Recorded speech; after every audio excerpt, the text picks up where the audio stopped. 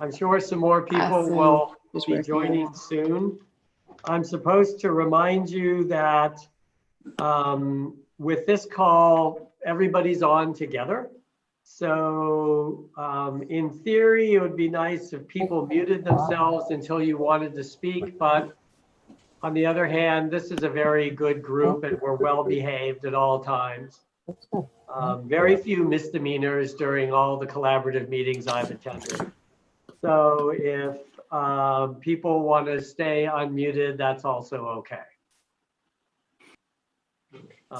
So we have, I think everybody's got the agenda. Sue sent it out this evening. We have a good and interesting agenda this evening. We're going to add, I think, 1 or 2 additional points a little bit later in the agenda. Michelle actually would like to talk about a potential Mamaroneck High School Original Science Research, OSR, research project that would relate directly to creating an app for sustainability. And then Tony is joining us.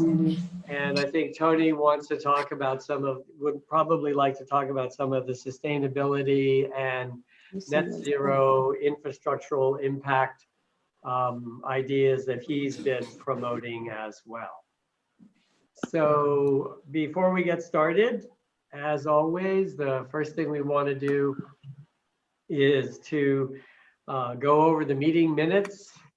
Sue, this past time for the September meeting, decided to try to shorten the minutes a little bit to make them a little bit more compact, but we still managed to get everything into 2 pages along with the action items.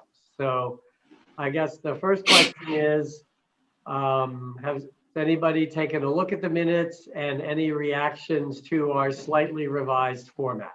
Hello. Thoughts? I've looked at them and they look fine to me. Okay, good. Is there a motion about the minutes?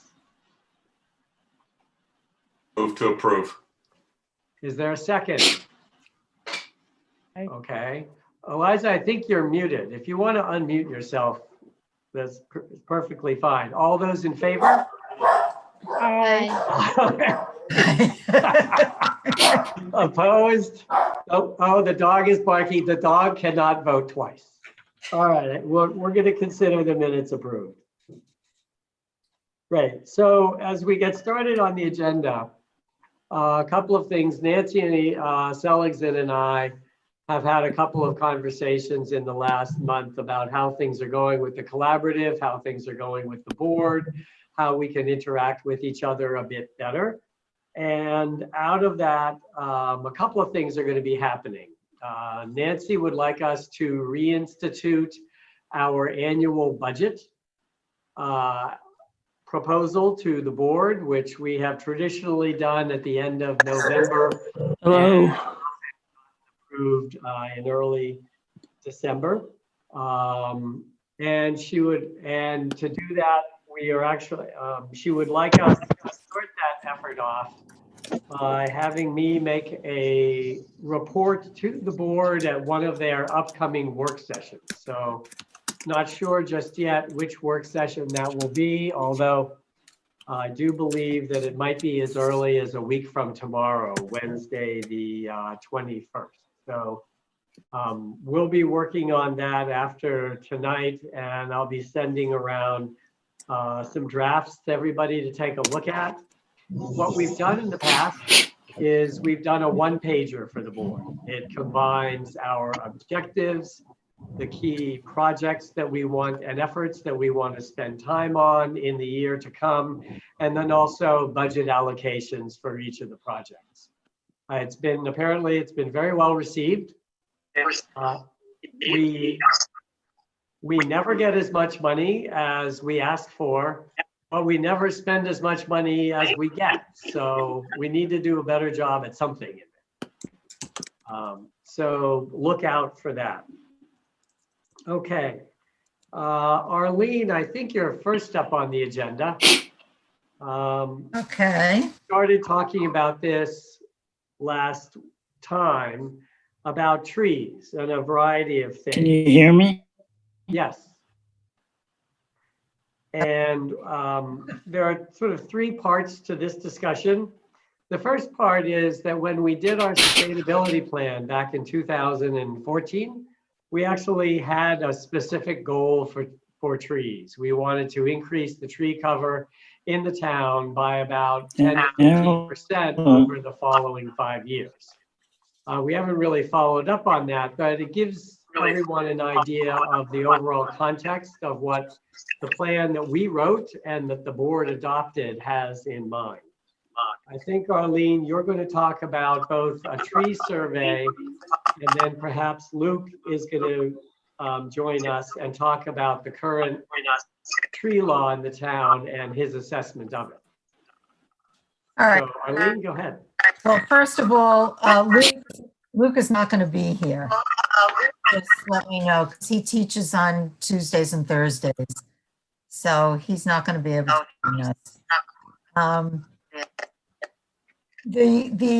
The whole issue of trees kind of emerged from the what was part of the past comprehensive plan, and also from our Healthy Yards Committee. We talked about trees. And we had a lot of people. Is that me? That's not me making those noises. Yeah, maybe a few people can mute themselves and maybe we won't get so much feedback. Not exactly sure why. So one of the things that we've been doing is we've been looking at other municipalities and their tree codes to see how ours compares. And the big issue with ours is that our tree code in the town is really different, in terms of Sorry to interrupt. Sue, are you the host? If you're the host, you can mute everybody that's not speaking and then just let, No, I think it's our LMC colleague who's the host. So Sean, if you could mute everybody except Arlene.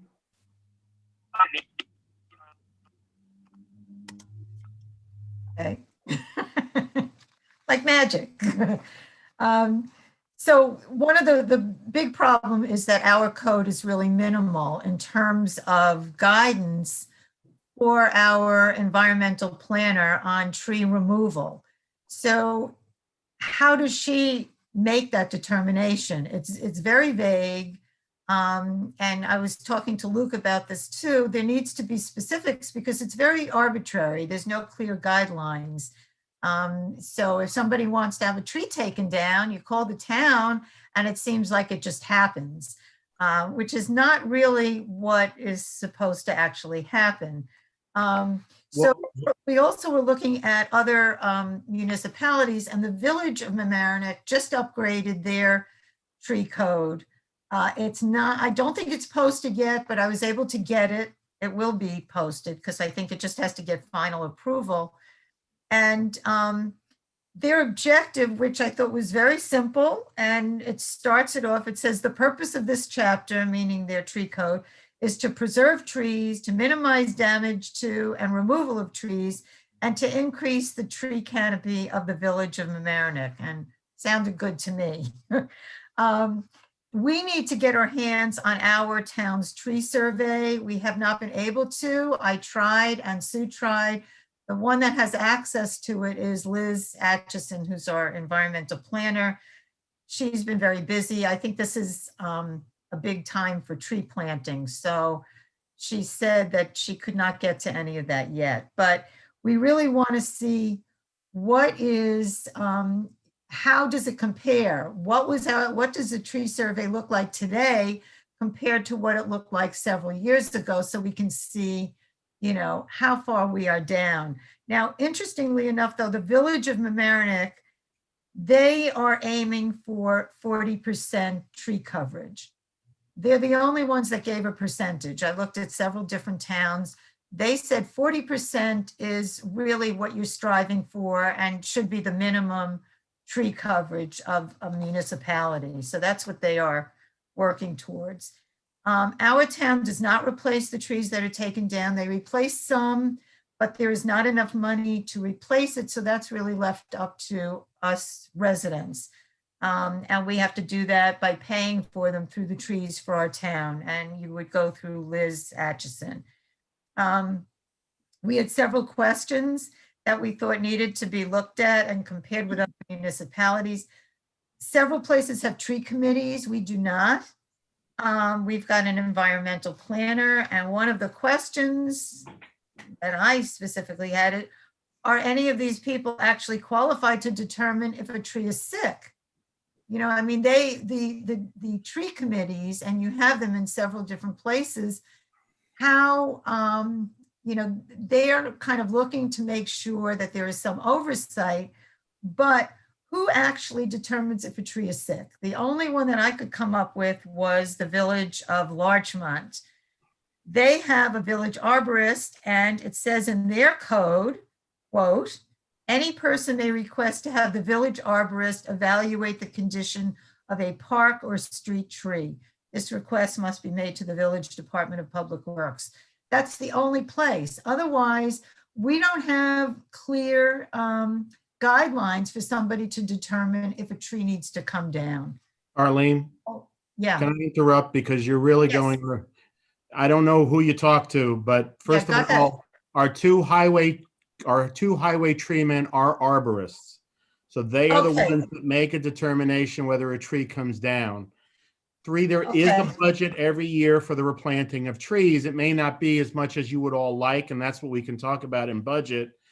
4, people just can't take a tree down. If a street tree comes down, it's either at the decision based on our evaluation of the tree. If a resident wants a street tree to come down, it actually has to go before the town board, and then the arborist, our arborist, give an opinion.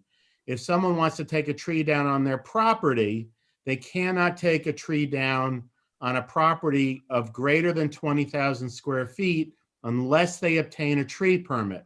If the tree permit is denied, they can appeal it to the town board, Right. and we do deny them. If it's less than 20,000 feet, then a tree can be taken down without a permit. So Right. That's I mean, all. we're That's not all. in- In there. we're sounding a little irresponsible, and we're really not. No. I mean, that part where you just said that's all specifically in the tree code, but it doesn't say anything though about any arborist looking at anything. But whenever a tree comes But it down, doesn't- because it's part of our day-to-day operation, we don't have it specific to the law. If a tree has to come down, we send our 2 tree guys out, and we certify them every year as arborists. They do the evaluation of the street trees. They will do the evaluation where it's necessary of the trees in the conservation areas. So it's probably not in the code because it's just part of our operation, like replacing streetlight bulbs. So that's how we do it. We don't do it Okay. as part of a law. We do it as part of our day-to-day operation. Okay. So if somebody was concerned about a tree on town property, you know, on the other side of the sidewalk, if they call the town is sending one of these people to take a look. Correct. And then we'll make the determination. And if we say it shouldn't come down and the resident wants it to come down, they can go to the town board and ask for permission to remove a street tree. Now, well, let me just say, this would probably happen later on with us, with Luke. Could we add this to a code? Well, the requirement for the town board to approve the removal of a street tree is already in the code.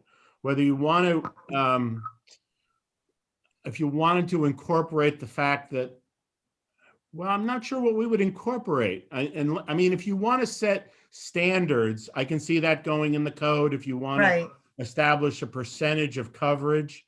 The other thing is, we don't always plant a tree where a tree has come down because maybe the tree shouldn't have been there in the first place. And a great example of that is Maple Hill Drive. Those trees were planted and they're all maples, but they all have very shallow root systems. So they don't lend themselves to being under sidewalks and under streets. And more than likely, those trees will come down sooner than others. So our tree planting program doesn't always say if it came down here, we replace it here, because it's not always a good place for the tree. And that's the evaluation Elizabeth does with our highway department. Right, you're talking about my street. I'm talking about your street, and that's right. Right, you're talking about my street. But the other side of the street, they're not planting anything. On the upper end, there's very little, because I was That's right. looking at, you know, Going towards Murray Avenue. right. Right. There's very little that's planted, even on the other side where there's no wires or anything. Right. So anyhow, so those are some things, you know, for us to look at.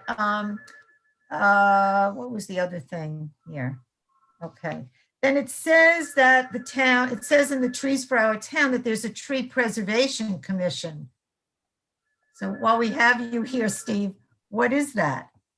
So the Tree Preservation Commission originally had residents and staff people on it.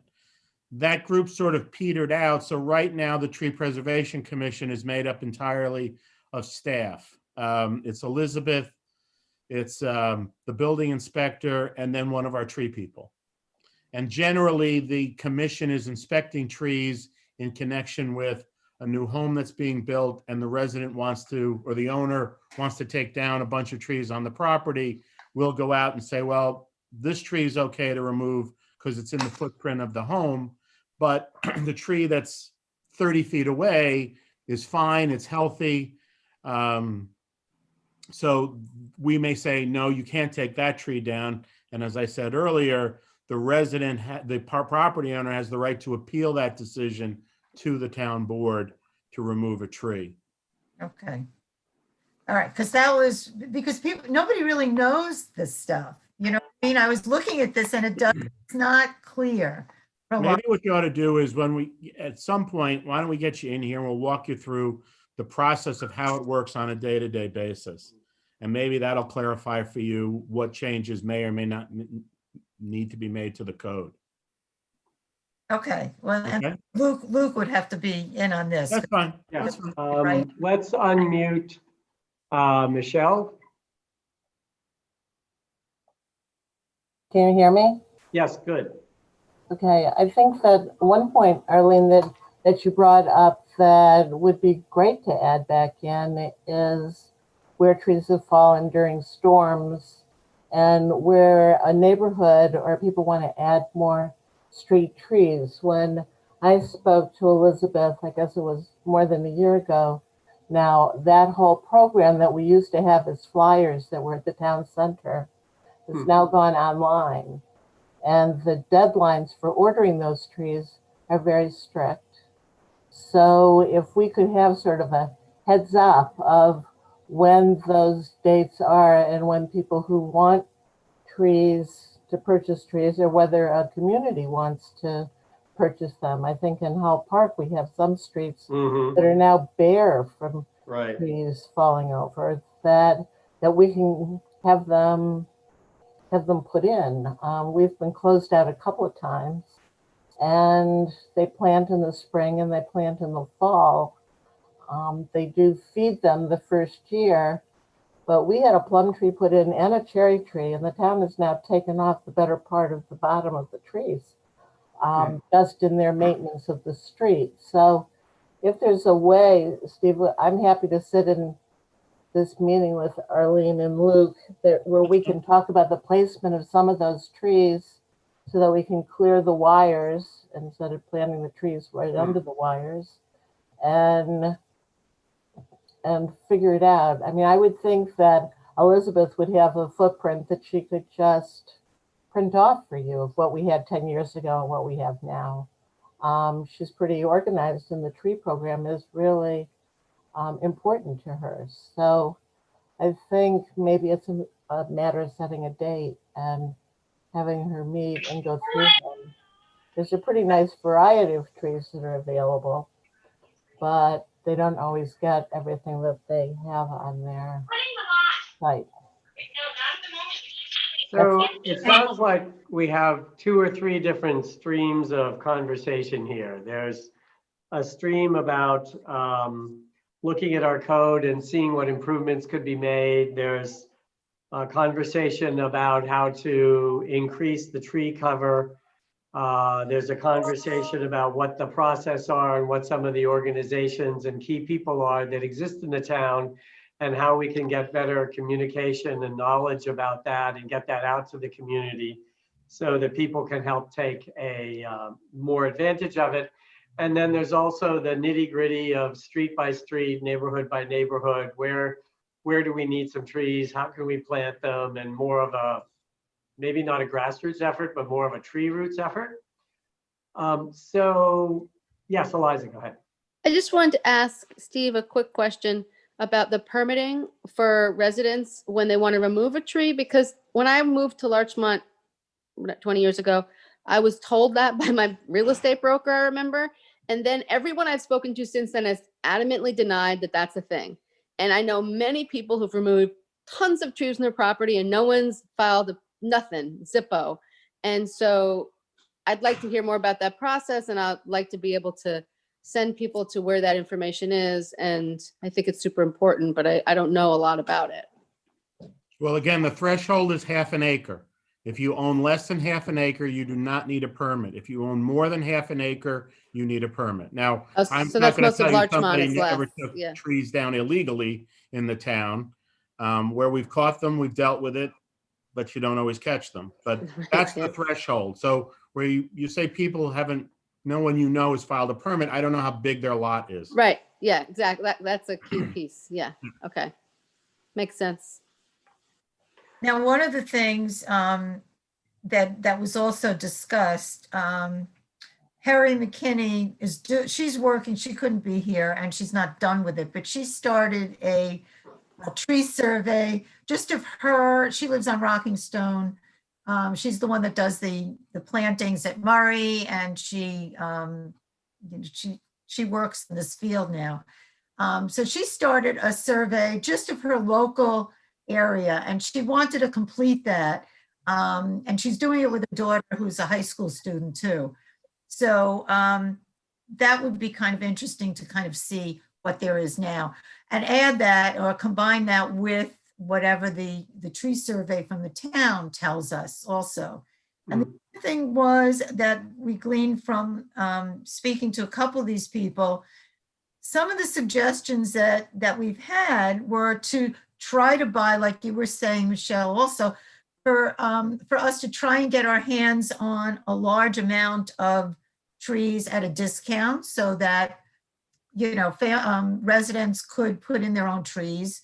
One thing that was also suggested was to have tree planting instruction for residents if they're putting in something small. If it's a small sapling, it's not that complicated to put it in.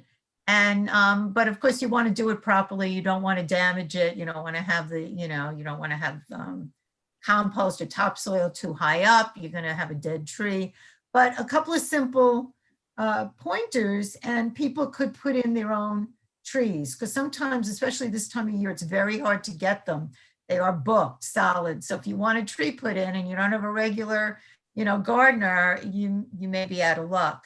So that was one suggestion. And then also promoting proper tree care to residents is really important, because I know, like right before Hurricane Sandy, even my next door neighbors, who I can't see them now, and they're very nice. They're not quite as tree phobic as the people on the other side of me. But I overheard him talking to the neighbors behind him. They had 3 trees in a clump.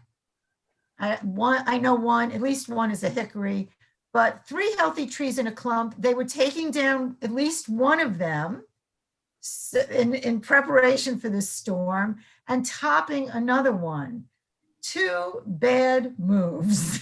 Now, I'm not a tree expert, but I learned a lot of this stuff because I had Frank Budding come and help me save one of my trees. And he told me one of the big problems is that we don't have, trees are almost like the way you see little penguins kind of huddling together.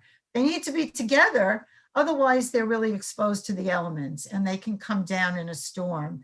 So that's one thing. And people think that by topping their trees, they're saving the trees or they're helping themselves. And that really destabilizes, weakens the tree in many ways. So, and I think people just don't realize it. I mean, we just don't know enough about it. There's only so many things that we know a lot about. So if we could somehow promote some of this and educate the residents, that would be helpful too, because that's something that they just call in a tree guy and do it. And you don't need a permit. You don't need anything for that. And it really is destabilizing the trees. And then you have trees that come down. And a lot of times people are also misinformed. They think that it's only the, trees that are a little dead that come down. I had a tree that came down during that storm when we had that October snowstorm, and it was a healthy tree, but it was a Norway maple and it had full leaf coverage. And that's why it came down. It got so heavy and, and it was also pretty damp back there and it came down. So, I knew why it came down. It wasn't sick, but other people may not even realize some of these issues. So these are some of the things. And my last thing is that a couple of suggestions were to somehow promote the trees for our town. Have a Mother's Day. I know Largemouth had a Mother's Day promotion for buying and planting trees. That would be something that we could do.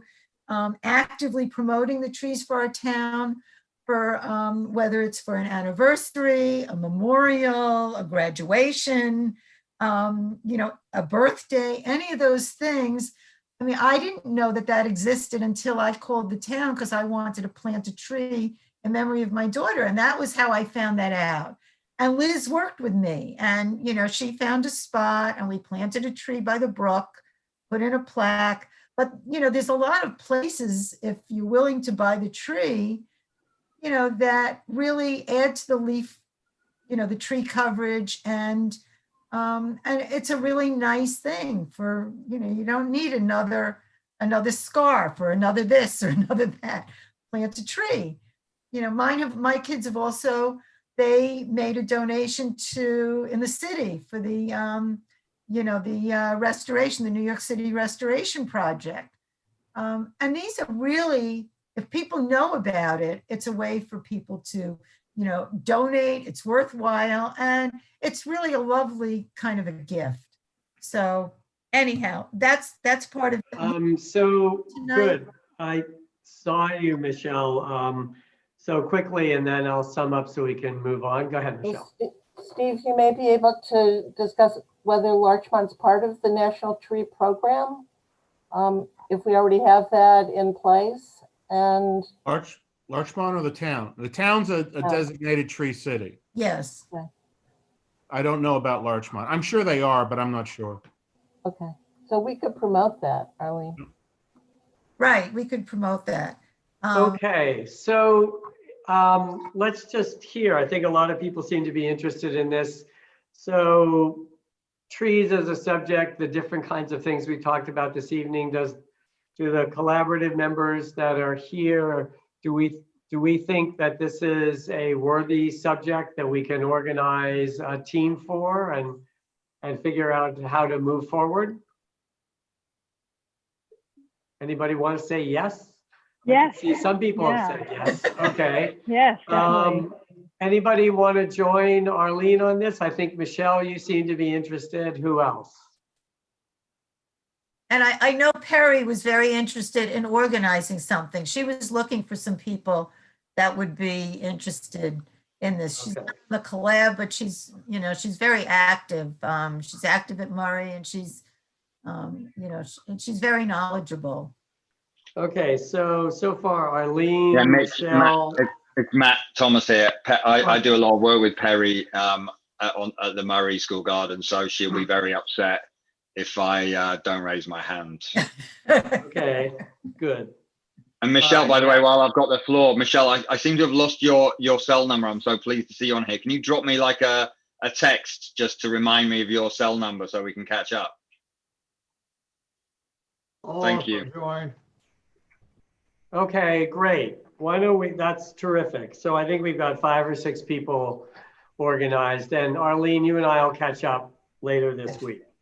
Good.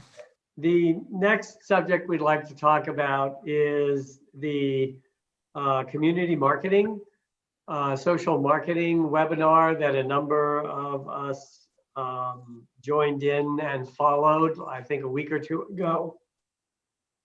And I think, Karen, you sent around a 5-page summary of that. Do you want to take a couple of minutes and lead us through some of the key takeaways? Yeah, sure. I don't know that the 5-page summary was sent out to everybody, but if anybody who's interested in this, please let me know. I'd be happy to send you a summary of this community-based social marketing CBSM. The key takeaways from the book, and which is basically also the same as what was presented in the workshop.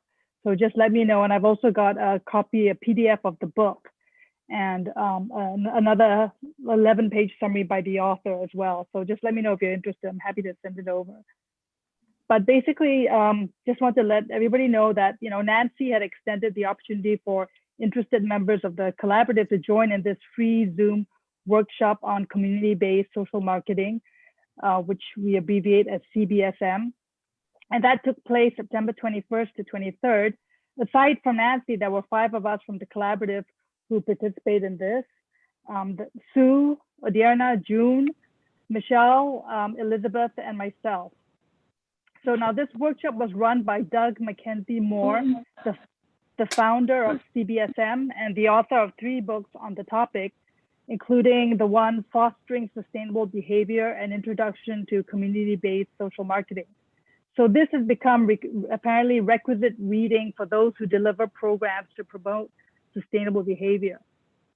So I just want to briefly highlight what is CBSM and my key takeaways and its relevance on the work that we do.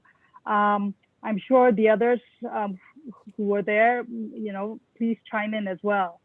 Okay, I don't want to go into any great length, so that's why if anybody wants the details, I'm happy to share that with you. So, but just giving you a quick primer on this. So what is CBSM? CBSM is basically a methodical approach to designing and delivering community programs that aim to change people's behavior to achieve sustainability objectives. And basically it involves 5 steps. 1, selecting which behavior to target. Step 2, identifying the barriers and benefits to the selected behavior. Step 3, developing a strategy that reduces barriers to the behavior you want to promote and to increase the behavior's perceived benefits. 4th step is piloting the strategy, and 5th is broad scale implementation. So that in a nutshell is what CBSM is. Okay, so it's really trying to, basically the premise is that behavior change is the cornerstone of sustainability. And we have to, in order to achieve sustainability, we have to effectively change people's behavior. And the key takeaways that I think were relevant to our collaborative, one is that contrary to popular belief, raising awareness and education alone have little to no effect in bringing about the desired sustainable behavior. Now, I think we all have this. I say that because, I'm guilty of this. And, I think we learned in this workshop that alone is not going to have an impact. So that, was the first thing we learned the first day, because that's, that's typical raising, community outreach education, so typical bread and butter stuff that we do, right? So the other key takeaway is that it's critical to understand what the barriers are that prevent people from engaging in sustainable behavior. And it's very specific. Barriers are very activity specific. We also learned that social science research has identified an array of tools that are effective in changing behavior, including things like gaining commitment from an individual and developing community or social norms that encourage people to behave more sustainably. So now just getting to my favorite topic, food scrap recycling, food waste recycling. My key takeaway for the relevance of CBSM on food waste recycling is that food waste recycling is a regular repetitive behavior that is so important in getting people to engage in because it leads them to more strongly believe in the importance of reducing waste. So what we learned was repetitive, sustainable actions are so important because they make you more self-reflective and they sort of reinforce that habit. And related to that, we learned that if we can provide opportunities for people to engage in sustainable behaviors conveniently, the very act of engaging in those behaviors will shape their attitudes, and they can also foster diffusion. So now this suggests to me that if we offer curbside collection of food scraps, hence, making food scrap recycling more convenient to more residents, this would have the positive and profound impact of leading those who had previously no strongly held beliefs on the importance of waste reduction to view themselves anew as the type of people who do believe that waste reduction is important. So I think that is, was a very important message for me, that what we learned from this workshop is that, behaviors that are repetitive are very important, but also the value of making sustainable behavior public and visible to your neighbors and the community, because that fosters social norms and social diffusion. So therefore, establishing curbside collection of food scraps would help to foster it as a social norm and to also foster social diffusion of working towards zero waste. And for those other social desirable sustainable behaviors that are not so visible, such as mulch mowing the lawn or even using electric leaf blowers, what we learned is that you can make these practices more visible and therefore encourage the diffusion of these practices by doing things like placing stickers that announce that you do these practices on your trash bin, which you place on your curb and which your neighbors can see. So there are ways that, there are practices which are not going to be necessarily visible, like, mulch mowing, for example, but which, we want to encourage. But so one way to make it a social norm and to foster it as a social norm and to foster social diffusion is to make it visible by putting a sticker on your garbage can, which announces that you do it, so that you make your neighbors see it and make them think, oh, maybe I should be doing it too. And that encourages social diffusion. Anyway, so Karen, that's like the healthy yard signs that are posted all over the tri-municipal area. Yeah, so please chime in. Yeah, the others have others, like June. June, any other observations on the webinar series? I think Karen gave a great recap of it, but I think what we need to do is essentially boil that down and start making that our own habits. So for example, when we decide to do some kind of a promotion, one of the things we need to be sure and agree on or build consensus around is, what do we want to happen as a result of this?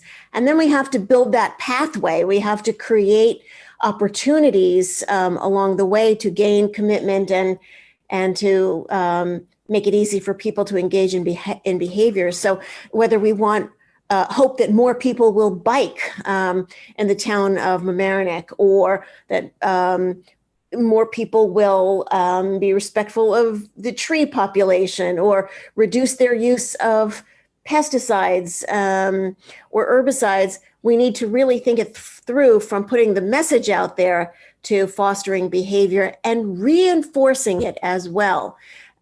So putting these concepts, the course was taught by or led by a psychologist. So there was a lot of reasoning that were and fact-based studies that went into understanding this. But the key is now we need to begin putting it into practice. So would you all say that the 5 main points that you talked about should be something we ought to be looking at for each of the initiatives that the collaborative is working on? I do.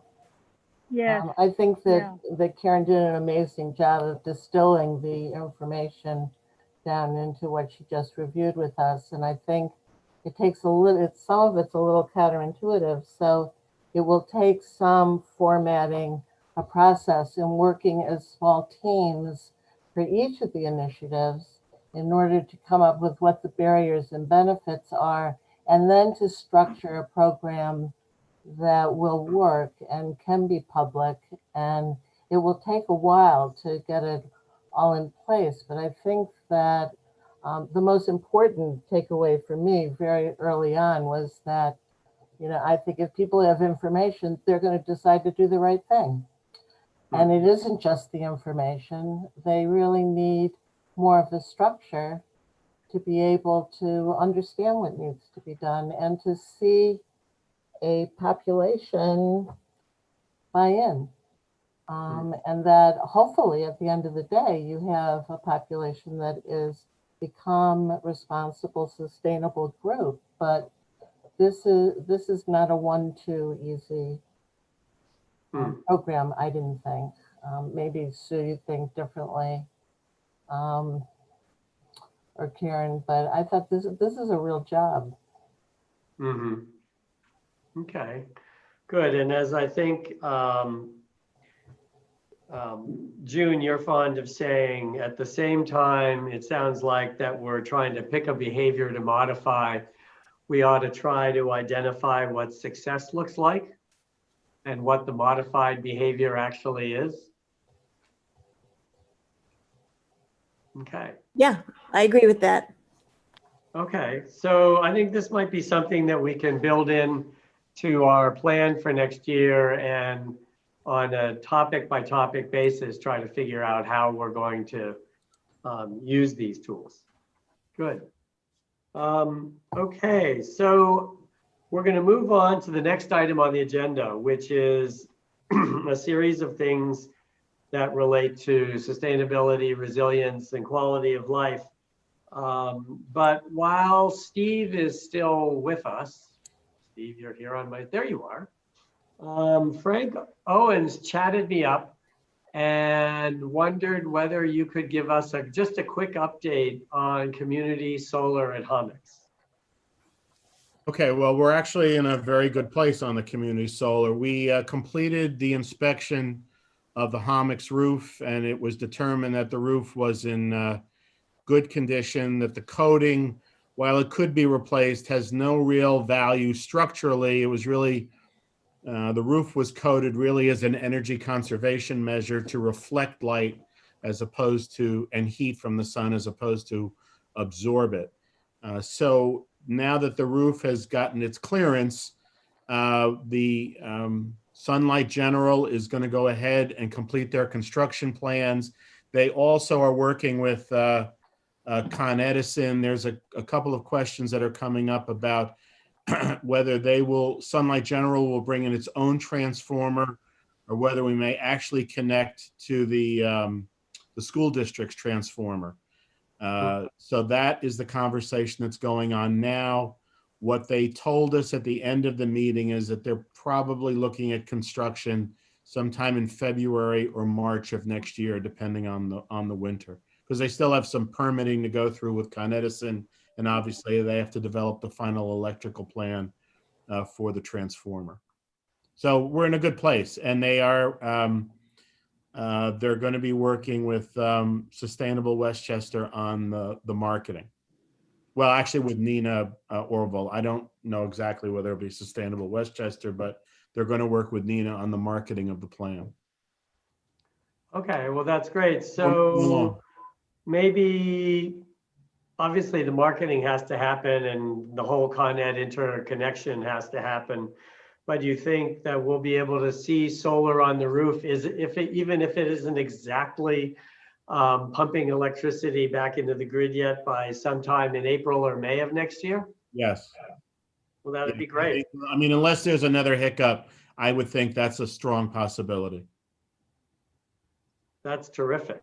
Yeah, it is. We're in a good place. I think we all got delayed with the pandemic, so this project took a hit just like all the others. But I think we've come around. And now that we know that the roof is okay and can sustain the weight and is structurally sound, that really clears the way for final plans for installation.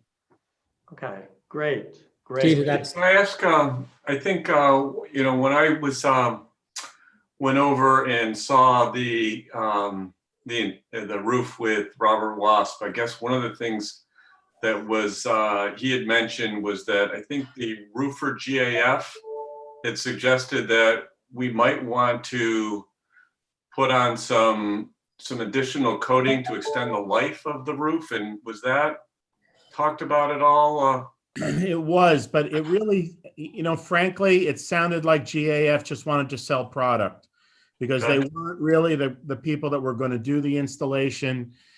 And when we had the roofing people look at it, Rick Watsky, and I can't remember his company, he did not see that same value. So that's why we've decided to bypass the extra coating. Okay, and has anybody given us any opinion that the roof will last another 30 years? Because I guess that was the other thing we were looking at before we forged ahead. Yeah, it's actually another 25 years actually. And the 20 plus 2 5-year renewal options. What? 20 plus 20, the original term was 20 years, and then we have 2 5. Sunlight General was granted 2 5-year renewal options. Yeah. So we've got 30 years that we have to. The sense is that the roof's in good shape. So. Okay. Great. Okay. Well, that's wonderful. It'll be a very important project to finally get, underway and operating. For those of you who aren't familiar with it, shortly after we complete the collaborative help work on the Solarize program back in 2014 and 15, a couple of people, one of them being Frank Owens, actually recognized that these were great opportunities. We ended up between the town and the two villages getting 73 new solar installations, which was wonderful. But the benefits of solar really with that program weren't flowing to some of the people who are most challenged in terms of their income to live here in the town. And so working with the town government and leadership and Steve, the collaborative helped develop this whole idea of creating community solar on the Hommocks ice rink roof. And it's really great to hear that we're finally going to get this to happen. So congratulations to all of you. Well, and Mitch, we have, it's not just community solar on the roof. We have a specific target to low and moderate income residents to address that issue that solar oftentimes goes to benefit people who are, have the highest income because of the tax credits that drive solar deals. So that was, really something that the board, our collaborative and the board felt strongly about. If we could have the benefit go to low and moderate income residents, that would be great. So that's the plan. Okay. just a quick good. thought on the interconnection with the school. I was just, when I heard that they were looking at that transformer, the thought that, maybe adding energy storage to that for a resiliency benefit would be interesting. I'm just curious, have they talked to the school? And I think that could be something that could be added sort of independently of, perhaps independently of, Sunlight General's system. But, since they're tying into the transformer, it is solar DC power, put a battery storage bank there and with, the 500 or so kilowatts that the system is, use that to power the storage and then also perhaps create some resiliency for the school, which I presume could be in another sort of hurricane or something when nobody has power, could be a site to go to have some extra power. And then the other thing is NYSERDA has a large scale renewable procurement that is looking for projects that, they give credit to projects that have energy storage components. And what's interesting about how they do it is that you can site the energy storage anywhere in New York. It doesn't have to be tied to, some project that's solar project that's, way upstate, for that there to be a benefit to the project. So there could be a way to, maybe tie it into that. But anyway, just throwing that out there. That's a good idea. This just all happened last week. So I think Right. the outreach to the school is happening right now. I might reach out, if you don't mind, I'll reach out to some folks at NYSERDA in the Terrific. storage side and just say, hey, we're doing the solar project and maybe there's an opportunity or something. Great. Okay. Well, that's thanks. a perfect segue to our next agenda item. We started talking about some of these things a couple of meetings ago. And it was the intersection of generators and their noise, floods and resilience, wires and trees and quality of life. So I know that, Frank, you've been thinking about this, talking to some of the other people. What the collaborative would like as our goal for this is as seeing that generator related problems, flooding related problems are maybe top 3 issues here for our residents to put together before the end of the year, some kind of an information packet, maybe a statement of goals and objectives to send to the town board. So Frank, do you want to pick up where we left off and guide us in some additional directions? Well, I don't have an awful lot to contribute on this, other than I'm thinking that if I could maybe convince June to brainstorm with me a little bit. Maybe we'll get Mark Manley and anybody else who wants to think about it, because I don't think there's an easy solution out there. We've talked about the possibility, sort of in an ideal world, of having on the energy side, having electric cars that would act to provide backup power in lieu of a gas-fired generator. My concern is that the economics could be, pretty challenging, and I haven't seen that as being, despite June's ability to do that, I haven't seen it to be, necessarily an easy solution. So I think it's going to require more thought, and I, candidly just haven't had the time to think about that much. But would welcome, June and Mark's and anybody else's, input on this as, we take it kind of an aside conversation. So, Sean, if you could unmute 11 Pratt 11, which I think is Tony Gelbert.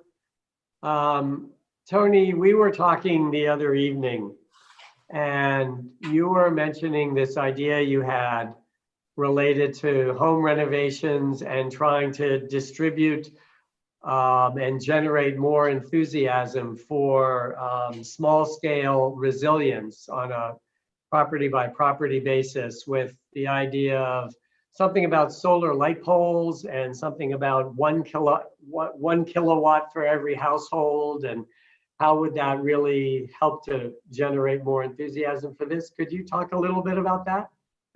Sure. Thanks. Thanks for inviting me. And I know I've been a delinquent member for quite a while now. So hi, everybody. Frank, I saw you recently. Hi, Mark. Hi, Michelle. Hi, Mr. Roninger. Let's see. So everybody. At any rate, so, I think that the group did a very good job in the Solarize Westchester. One of the bad things about solar, which I think needs to be overcome, is the fact that even when you have solar on your homes, and I can put my camera on so you can see me a little better. There you go. So, when you have solar on your house, you kind of make an assumption that, oh, I'll have power when there's a blackout. But that's not true at all, unfortunately. So I think that needs to be overcome, and that might be fairly technical. But there's also, as you know, our Buffalo friend, Mr. Tesla, has, besides his car, he has, I don't know what he calls it, but the garage battery storage system, right? So I think that as we look at this kind of resiliency, and I was a big promoter of that a couple of years ago, that getting more solar out there is great, but trying to get this solar so that we can use it when we have a blackout would really be great. And I think the battery storage has gone forward. So, so I think those two need to be combined. What I was being that COVID kept many of us home for quite a while, and I have a little back porch, and it's pretty small. But I was thinking, well, you know, what about if everybody just put 1 kilowatt of solar on the house, right? We all think, well, you know, 5 kilowatts, 7 for the air conditioner. Then you go up to Vermont and they've got pole mounted solar, right? So we have places that have a lot of trees. We have historic homes. We have homes with aesthetics that people don't want to ruin. And believe me, I understand all of that. So I was thinking, well, let's do a 1 kilowatt solar thing, right? To say, okay, where can you put 1 kilowatt on your property? And if everybody did that and you had your little battery storage thing, I think we'd all be in a lot better shape. And the generators are a horror show, right? I mean, our babysitter lives up on Halstead Avenue, and her 2 other residents in her home had generators. She's on the top floor, so she didn't have a generator. And so she couldn't sleep because of the heat and the noise. When she opened her window, she got noise and fumes, right? So that's what I have to say. Okay. I'd be Before happy we to have a go on- conversation with any of the others who are looking at this issue. I've been doing a bit of research on it myself, with the idea of trying to enable options for regular residents that make it not costly and just feasible for the average homeowner. So I'd love to speak with you guys in the weeks ahead to see if we can put together some creative thinking. Great, thank you. Michelle, quickly, and then we want to catch George before he has to go Zoom somewhere else. Okay, I think, June, the possibility of being able to run your home off your car is something that they were working on in Detroit back 3 or 4 years ago. They have a freestanding home in a parking lot of a place where they do mock-ups. And we were talking about it at the time of one of our applications. They have a home that's set up with a car being charged outside the home. The solar runs the system, and then when the system is down, the home is run by the car. So somehow this already exists, and I think if we can put our hands on it, it's a great solution. Tesla's storage has also come a long way, and the way that they're integrating it into the roof, I think, can also help. But it's heartbreaking to know that you have solar and then the power's out and you have nothing. So I think that connection will come really soon. So I'm happy to sit with you. Good. All right. So George, thank you for joining us. Actually, it's always wonderful when you get a chance to come by, and we really enjoy having you participate and listen to all of us. So please. Well, thanks. You always have a very solid agenda, so I know I'm bumping you off the next topic right away. I just wanted to indicate, as I zoom around from thing to thing, if there's any of the discussions that you have tonight that has a county connection for which the county could be helpful to you, be a partner in it, we're certainly open to do that. Catherine Parker, the legislator, and myself, want to try to find those partnerships where we can. We're working on a number of different things. We're now getting involved in the transport of food scrap recycling, food waste recycling from municipalities, and we're going to be stepping in to do that job shortly, which I think will relieve some financial burden locally, make it more workable for other communities. We're putting up electric vehicle charging stations in as many county land opportunities as we can. We think that's part of developing the infrastructure for electric cars around the area. We're looking at solar as well on the top of some roofs. I think we're going to move forward on top of the county courthouse and a couple of our bus garages and so forth. And it's like each piece adds something, but no one of them is the answer to all of our questions. We are converting the bus fleet from diesel to hybrid and then to electric. Very expensive. Those buses that you see going up and down Halsted Avenue or Palmer Avenue are expensive, and we need federal help if we're going to make the full conversion, but we're trying. And energy demand reduction, we're working at as an individual owner. So, you know, all of these things are part of sustainability. There's a hell of a lot more to do. But if you have any advice that comes out of this meeting, one of you give me a buzz. I see quite a few of you around from time to time. Sue is never shy to catch me and point these things out. And I know Steve's there as well. So thanks for the quick interruption and the quick hello. But do let us know if there's something you want us to work on with you directly between the town and the county. Okay, great. George, thank you so much. Hey, Mitch, can I just tell George that I and a bunch of others have read the food scraps study that was done for the county.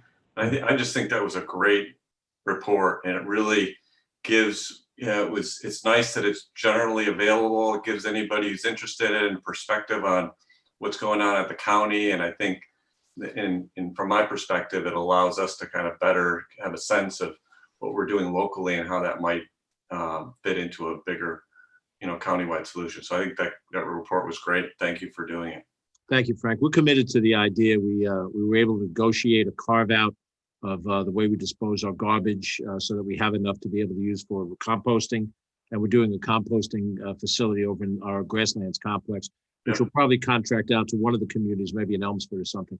And then that'll be a prototype, because some of the up-county areas that have land could have their own municipal composting, which would reduce what we have to do for the county for those communities that don't have the open land. But in any event, I'll pass on to the folks involved in the report your appreciation for it.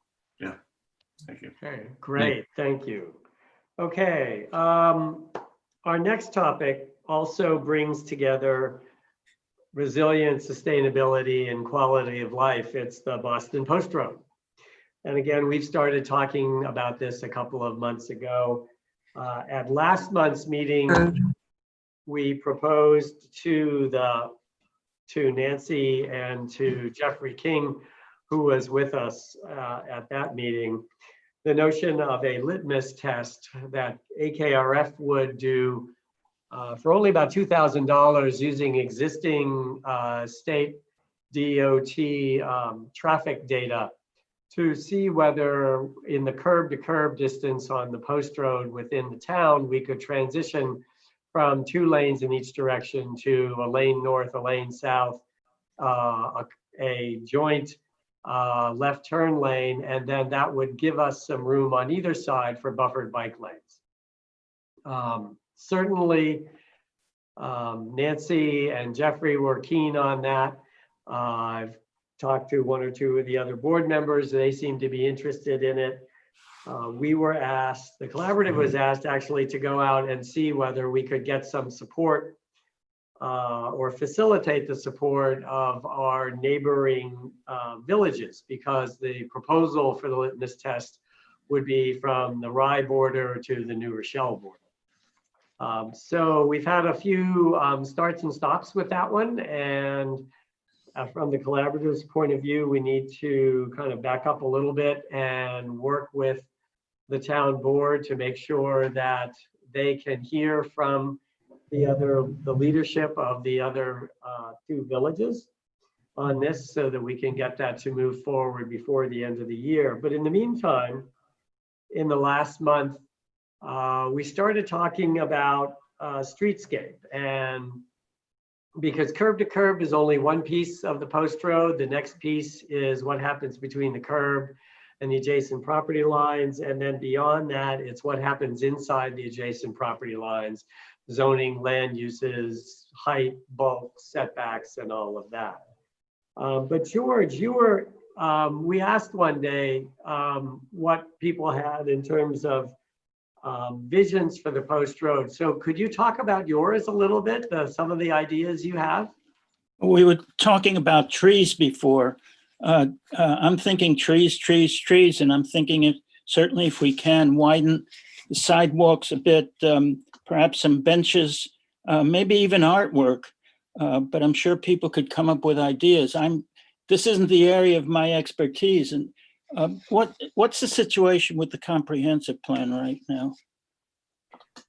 So what they're working on right now is trying to begin the process of preparing for the public engagement. So my sense is we would look for a kickoff towards the end of the year.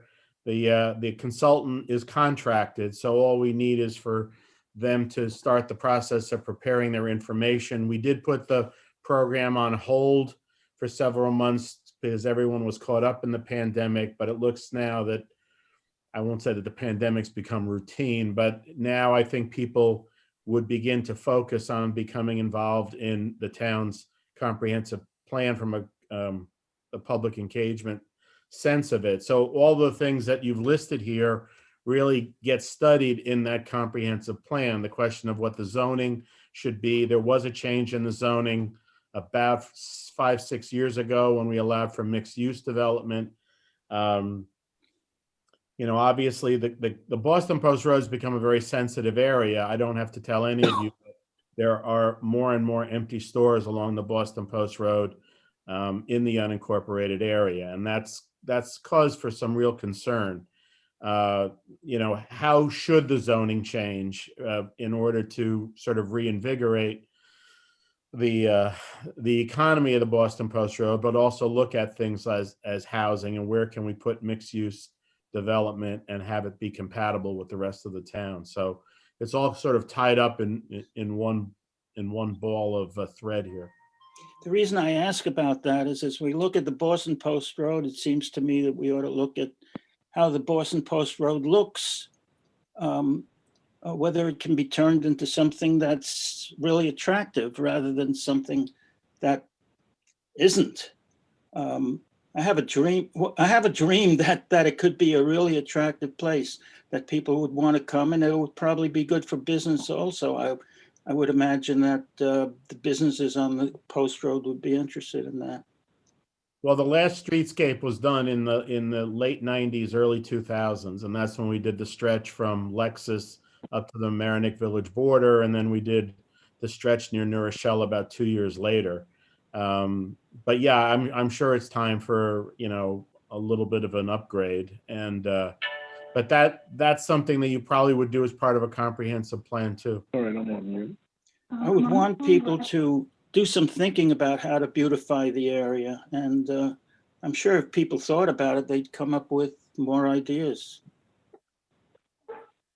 Can everybody hear me? It's Steve Moser. Yes, go ahead, Steve. Yeah, so Steve, just going back to your comment about the rezoning, and also just to be clear, the area of the Boston Post Road that the town of Mamaroneck actually covers is quite small. And I was just checking before this meeting, just going over the zoning looking at the zoning map for the town of Mamaroneck. I'm not sure, am I allowed to share my screen? Yeah, I guess I can. Just quickly for everybody, just looking at this is actually a map of the GIS map that's just publicly available, and then just sort of overlaying the zoning that's oh boy, sorry. It's a little hard to just see if I can get this back again. But we, the point of this just is the town doesn't really cover that large an area. And we have, I guess, I was just checking this. We have a business area, an urban renewal, 2 business areas, an urban renewal area, and a special business area that's along the Boston Post Road. I'm going to stop sharing this, but so I guess one point I'm making in terms of a vision for the Boston Post Road is we really have to partner with the village of Largemouth and the village of Mamaroneck in order to do it. And the village of Mamaroneck actually has at least the largest part of sort of Mamaroneck, and so it's just a kind of question, and I know we're talking about the Boston Post Road and we're taking the lead on it, but it's just in terms of what the town is actually able to rezone, it's quite a small area. That's true. True. So I see that Shannon's joined us. Shannon, nice to see you. we did, and I think Lisa McDonald was here. I'm not sure if she's still here at the moment. We reached out to both LEC and Lisa McDonald, as well as Ellen Silver of the CFTE in the Village of Mamaroneck. The CFTE wrote us back fairly quickly saying that it as an organization strongly supported the litmus test and the things we were talking about for the Boston Post Road. And then Lisa was able to talk to Mayor Walsh in the Village of Largemouth, and the mayor got back to Nancy Seligson and actually wanted a bunch more information about what the heck it was that we were interested in doing. But Shannon, from your point of view, because I know you've been very active on a variety of things in the village, I think you've probably seen something about this idea of the litmus test and going from 2 + 2 to 1 1 1 plus the bike lanes. Any initial thoughts about that? Thanks, Mitch. Actually, I confess I have not seen the details of it, but I know that y'all have been really sort of in this effort, this initiative for some time. I mean, the idea being, of course, to shrink the footprint for vehicles on the BPR in the corridor that the town overlaps with the two villages, right? So that we can accommodate some space for bicycles, but maybe having that shared lane in the center for turning for vehicles makes good sense. And I know too that you all have engaged Matt Carmody at AKRF for his advice and counsel and stuff, which is terrific because he's also the consultant for the Village of Mamaroneck and has been instrumental in helping us with our walk safety assessments and such. So I'm kind of here to dovetail in and listen and offer advice and thoughts if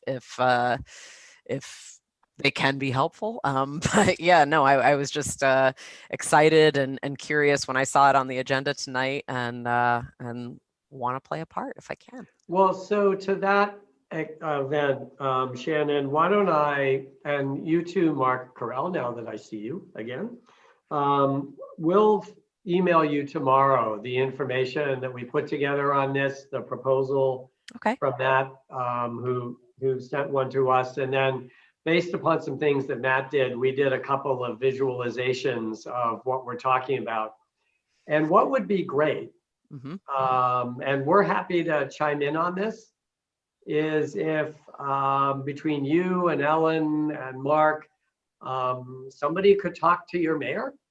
And if you need us to help explain how this all came about and why we think this would be a good community effort and a tri-muni effort, I'm happy to join on any sort of communication that you can imagine. Sure. To see whether we could get some enthusiasm at the Village of Mamaroneck leadership level for this and do it in a fairly short time frame. What do you think? I happy to try and help engage. Absolutely, Mayor Murphy. I mean, I guess selfishly somewhat, or more in terms of like overall thinking, like I have two quick questions and maybe it's easy to just answer them like that.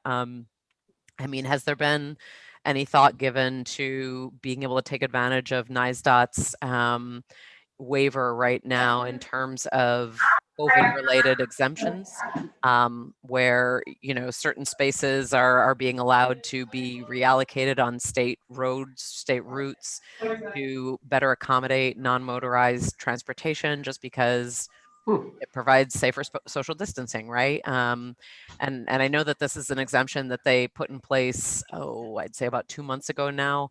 The thought was in many places in New York State, to accommodate main streets that are also state routes, right?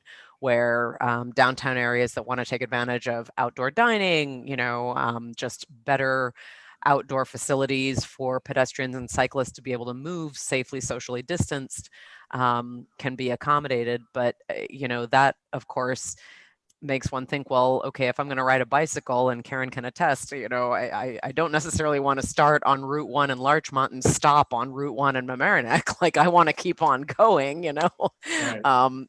Has there been any kind of, outreach or discussion with, like, from Pelham all the way up to Port Chester, or? So two things really quickly. First of all, I'm certainly not aware of these waivers. They sound really interesting. Oh, yeah. Sue Odierna, maybe you could reach out to Shannon in an email tomorrow and see whether Shannon could, give you a link to what the waivers may be. Absolutely. So the town could find out more about it. That would be great. Absolutely. And And then just to give a tiny bit more context to that, Mitch, like, they are, intentionally related to COVID, but it's one of these public permission things, right? So if one can put together a pop-up bike lane on BPR to accommodate, people to be able to move along that route outside of their cars, whether it be cones or temporary striping or whatever, you start to get the public more comfortable with what that feels like, even if it's only over a 3-month period or something like that, so that by the time that starts to sunset, they go, you know what, I kind of like this here. And in fact, it didn't hinder my ability to drive my SUV to the Trader Joe's. Like, I actually enjoyed, being able to take my family out on a bike ride on this safe space that, has been now identified for me. Well, that's really, really intriguing. Steve Mosher, did you want to chime in? I just think it's a great idea. I mean, we've been talking about doing temporary bike lanes on the Boston Post Road for a while, and it'd be wonderful to collaborate with the two villages and doing something like that. I mean, we've talked about it, so it would be any way we could use these waivers. Sure. So Shannon, I know you can't predict what the governor will do. Can any of us? Can any of us, indeed. But do you think the waivers will probably last through the winter?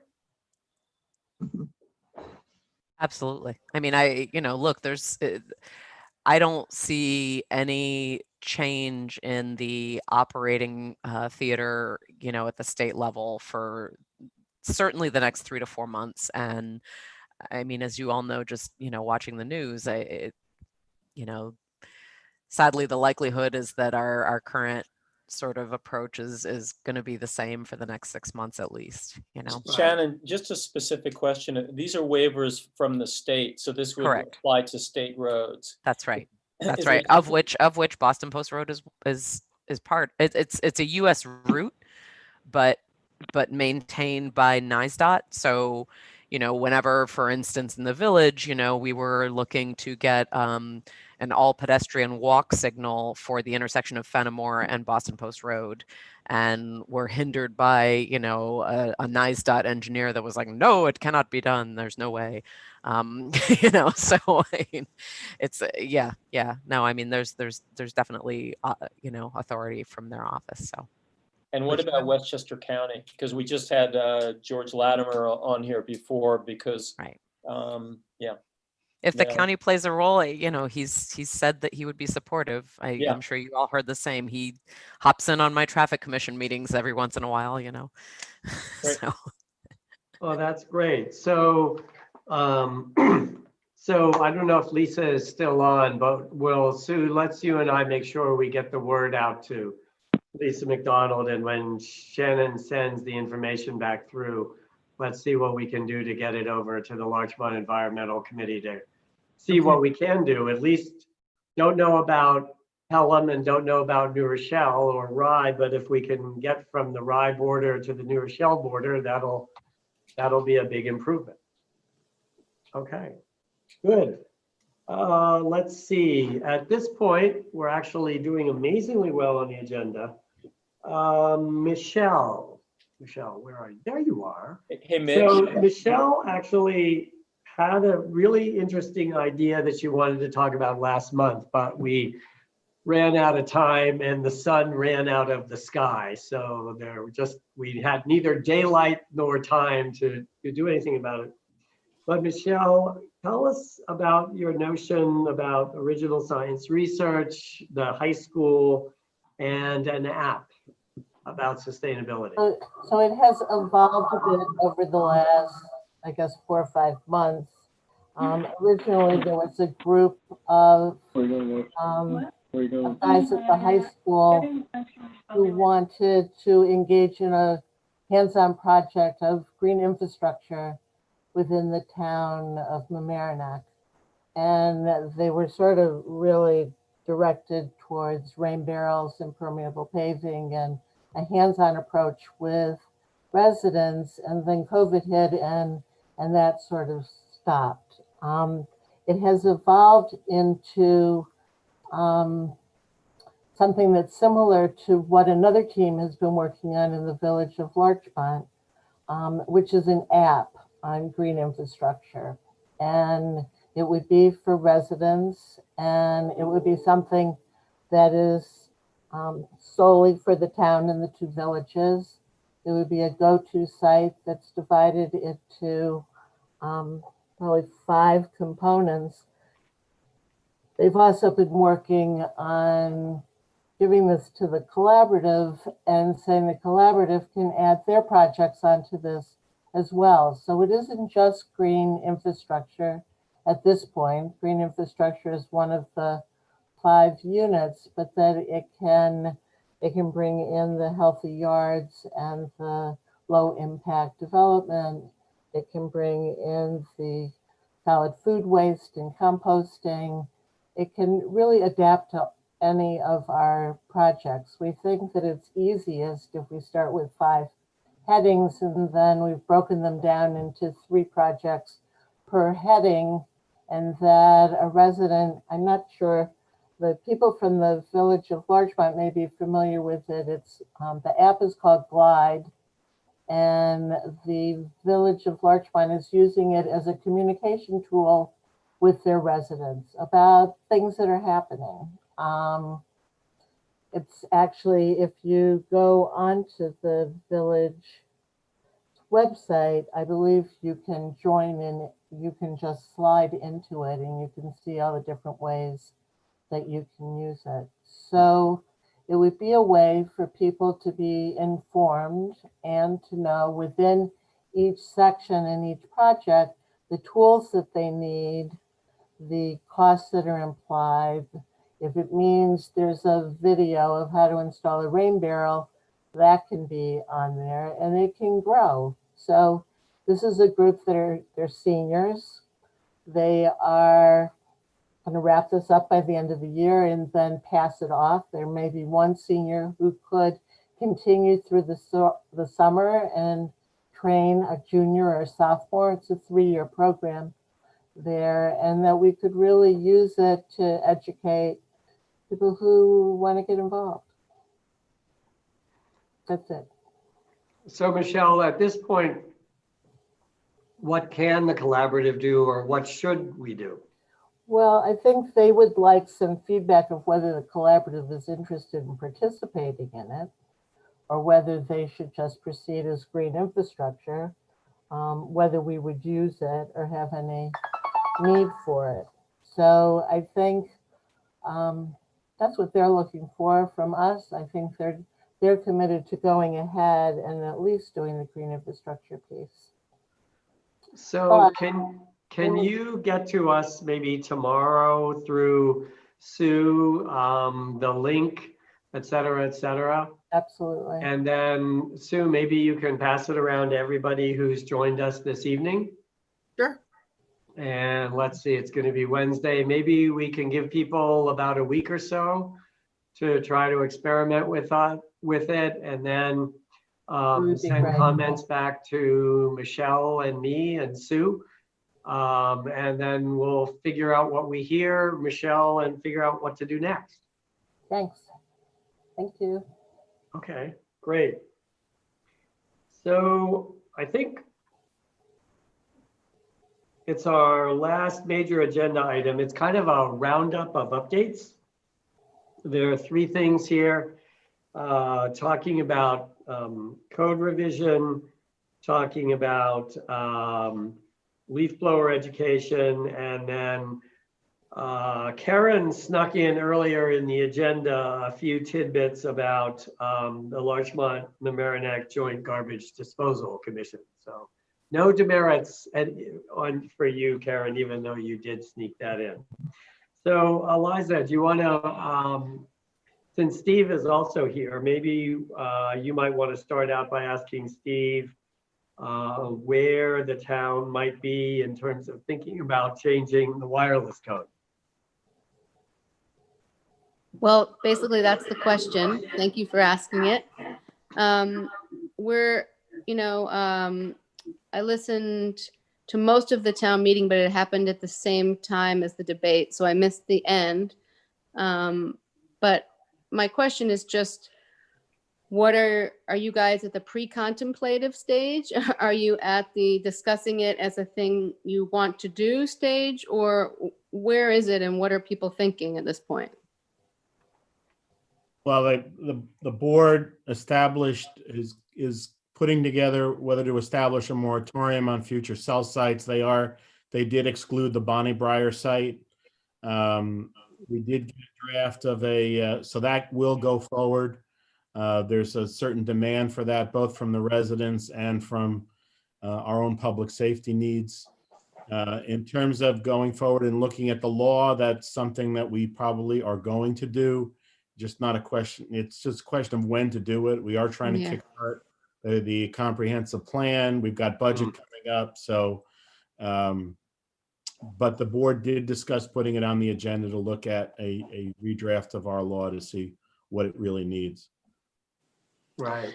And you saw that, I put together that model ordinance from RISE that has provisions that are based on incorporating the small cell antenna of 5G, since it's slightly different in the way that it's installed closer, and so that it's sort of right there. Like for instance, East Hampton is using Huntington's and Long Island, and it's sort of the way people are doing it. They're using what other people's ordinances are instead of rebuilding the whole, Noah's Ark kind of thing. Yeah, we're going to have to take a look. We have been advised that some of RISE ordinance has got some issues that may be challengeable.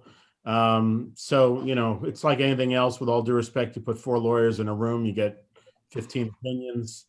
So, we know that we have to upgrade the law. The question is, would Rye be the model? Would another municipality be a model?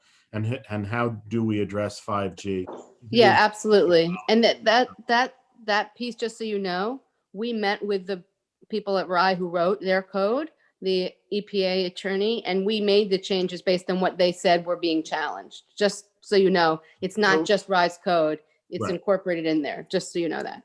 We've got to take something like this and put it into a process. And Of course, it sounds like a very bureaucratic statement, but it is what it is, because it is going to be a major initiative for the town to upgrade that at this point. And what happens if in the process, like let's say it's a year, and in this process people start putting 5G nodes in the course of this year, which you can't really fight once they're there because they're leased. And what do we do then? I'd have to talk to the town attorney, Liza. I don't have an answer for you on that one. Okay. The question would be whether we could establish a moratorium on those as well. Yeah. Right. Yeah, it's That a would be tricky great. thing, Steve. Well, first of all, I think on behalf of the entire collaborative, you're our town person, so you get all the credit and congratulations. That if the board is now starting to think about the possibility of a moratorium of any kind, and obviously not trying to get in the way of the Bonnie Breyer Tower, then that's, I think, a great victory in terms of the collaborative's ability to organize information in a way and communicate it to the board that maybe the board can understand and think about what to do about. So that's good. And certainly kicking off the comprehensive plan, if there's a moratorium in place, that makes total sense. We're again very happy that the board's interested in doing that. And as Eliza and you and Eliza were just talking about, since maybe as part of that moratorium, there's an opportunity to ban the thing that doesn't actually yet exist, create a moratorium on the thing that doesn't yet exist here, so that we all don't get caught up on the wrong side of that issue. So that's great. But you have to have a timeline in place. Moratoriums just can't be forever. Right. Moratoriums have to have a very set time limit. Whether we could do it for a year, that's a good legal question that I can't answer. But we're going to have to, but the board is aware of the desire of the collaborative to address this, and now we just have to figure out the best way to approach it. Okay, well, we'll obviously be communicating with you and Nancy and Jeffrey to see how we can help. Yep. Okay, good. George, leaf blowers. Steve, what's the status of the leaf blower law at the town board? Well, the leaf blower law, I mean, we used the pandemic to establish the prohibition on their use beyond the normal prohibition period that was in the code. In terms of us going where the village of Larchmont went, it has not come before the board just yet.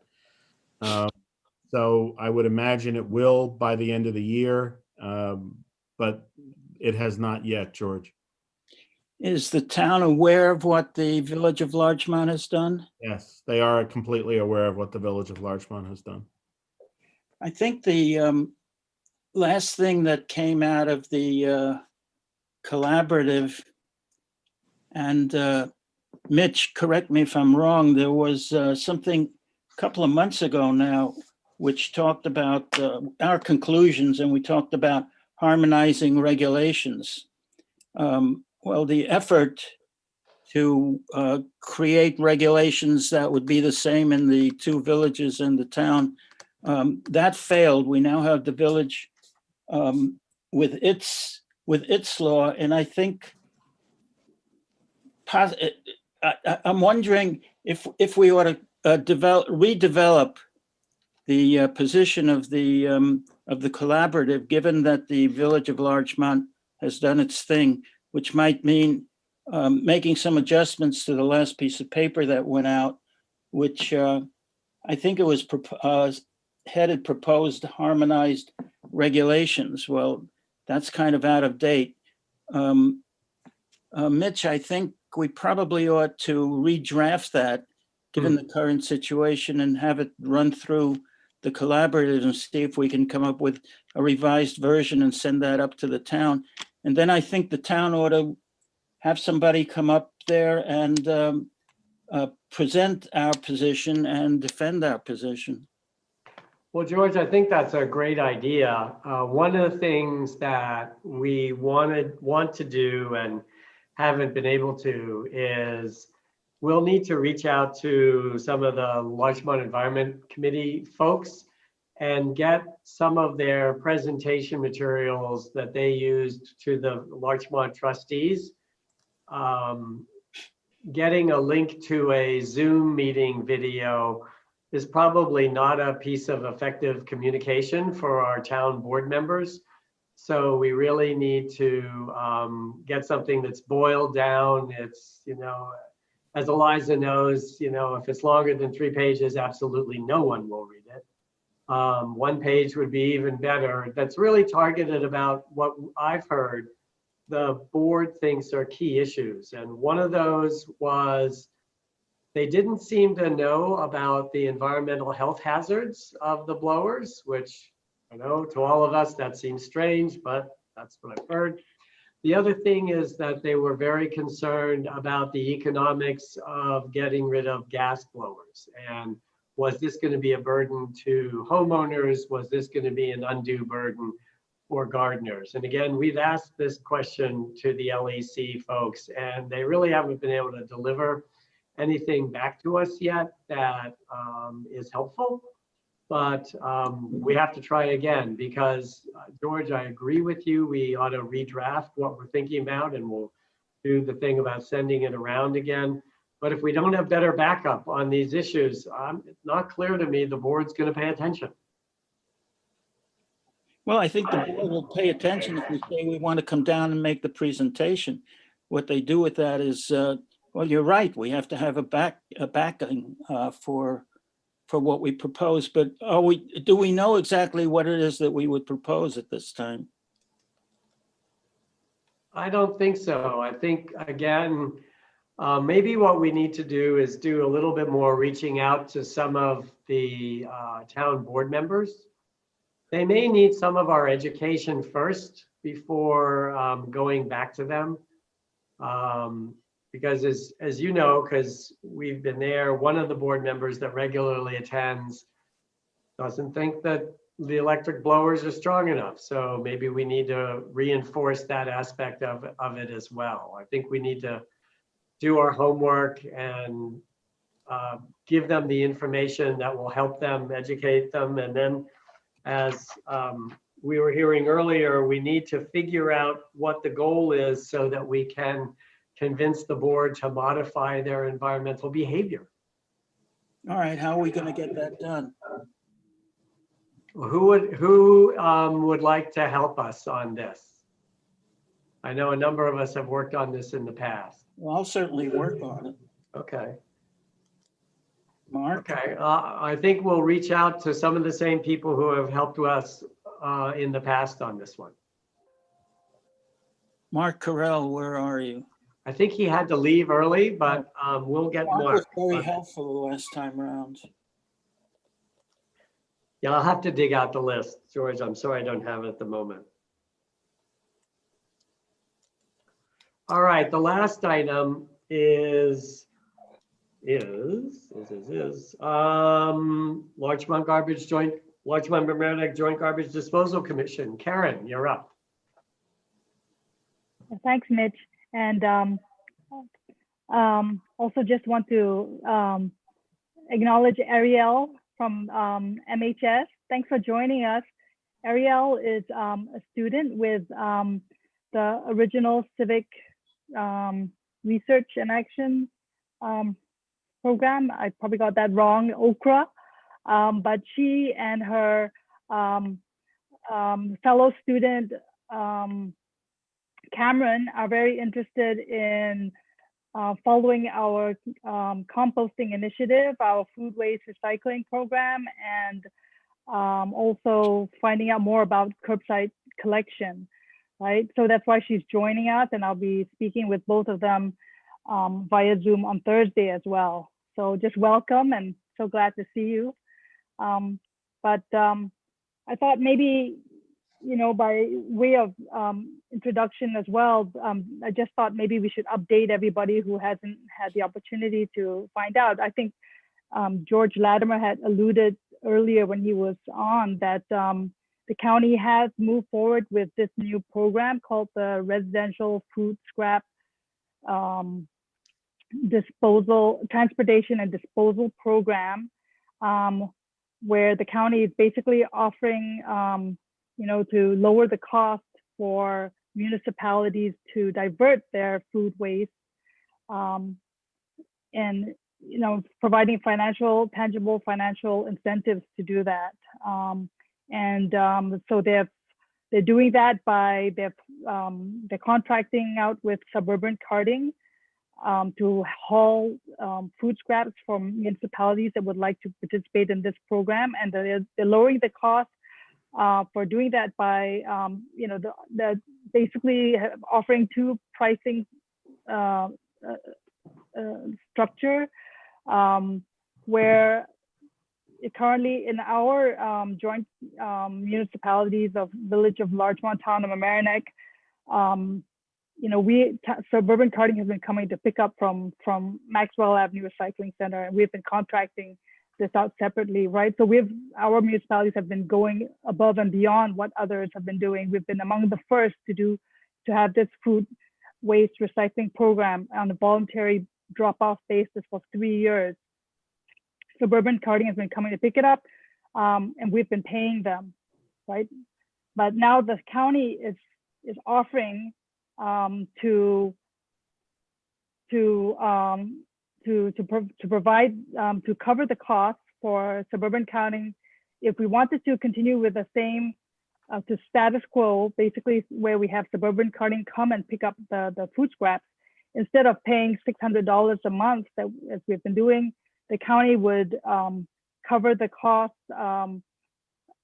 They would charge us instead $29.28 per ton, which is the cost of the same tipping fee as for garbage, basically. So it would make it cost neutral for us in terms of for having suburban carting to come pick up the food waste at Maxwell. But then there at the same time, county is offering incentives for us for the sanitation commission to bring the food waste to suburban carting transfer station, which is in village of Mamaroneck nearby, saying that if we bring our food waste over there, they will cut the cost and charge us $15 per ton of food waste that is brought over there.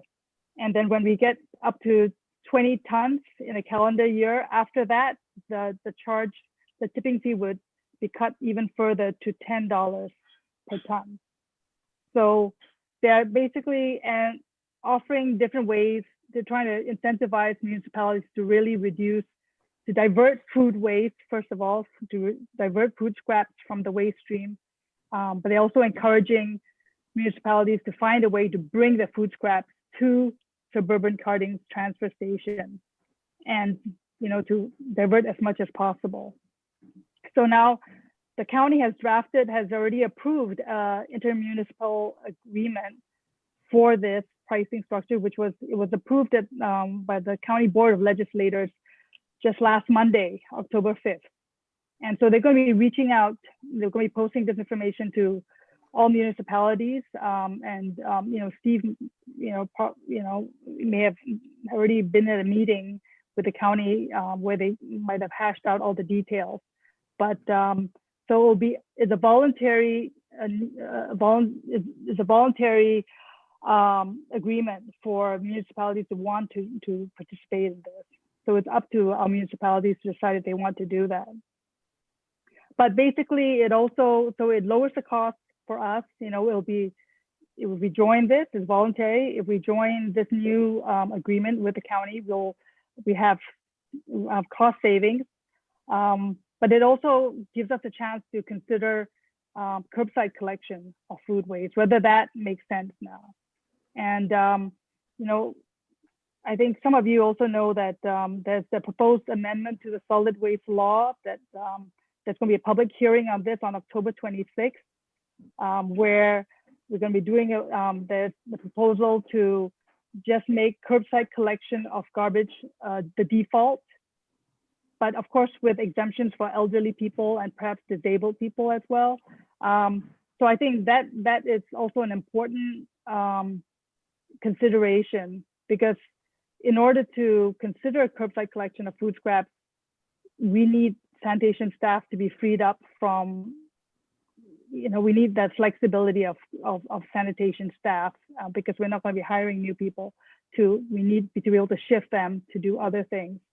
So I guess if Steve is there, my question would be just, what are the commission's thoughts about the county's new residential food scrap transportation disposal program? What are your thoughts about that, and how the commission plans to move forward on that? And how do you see curbside collection in the whole consideration with this changing landscape? Well, I think the first question, Karen, is easy. We've already made the decision that when I did speak with the county, and we would transport the food waste to Suburban and Mamaroneck and take advantage of the $15 per ton. It's not that heavy a lift from what we're doing right now. The question on going to the curbside collection is a whole nother process. And as you alluded to it, Karen, it's having enough bodies to do all this work. When we've done the comparison with Scarsdale, we operate with 20 collection personnel. Scarsdale operates with 25 collection personnel. part of the discussion about going to curbside garbage collection, which is garnering a fair amount of comments for those that have enjoyed the service all these years, is why are you doing it? One of the discussion points is that it can save us money. So the question is, if you try and collect the garbage and the food waste, are you able to save enough? Are you able to save any money worth changing the service for? And that's where I think we are admittedly struggling with it a little bit. Obviously, if you went to once a week garbage collection, where you collected garbage one day and perhaps food waste the next, then you can operate with less staff. But the question is whether you can roll out that many changes in sanitation service in 1 year, especially when you are looking at the financial benefits of curbside as one of the primary reasons for making the change. So, and the commission is going through its own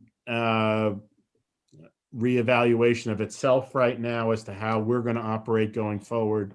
And as a matter of fact, the commissioners are meeting this Thursday to discuss the curbside garbage collection idea and how we would promote it. I think there are advantages, there are financial advantages, there are workplace safety advantages. We even had a demonstration of a one-armed automated garbage truck. We had it in the town and the village for about 3 days, about 2 weeks ago.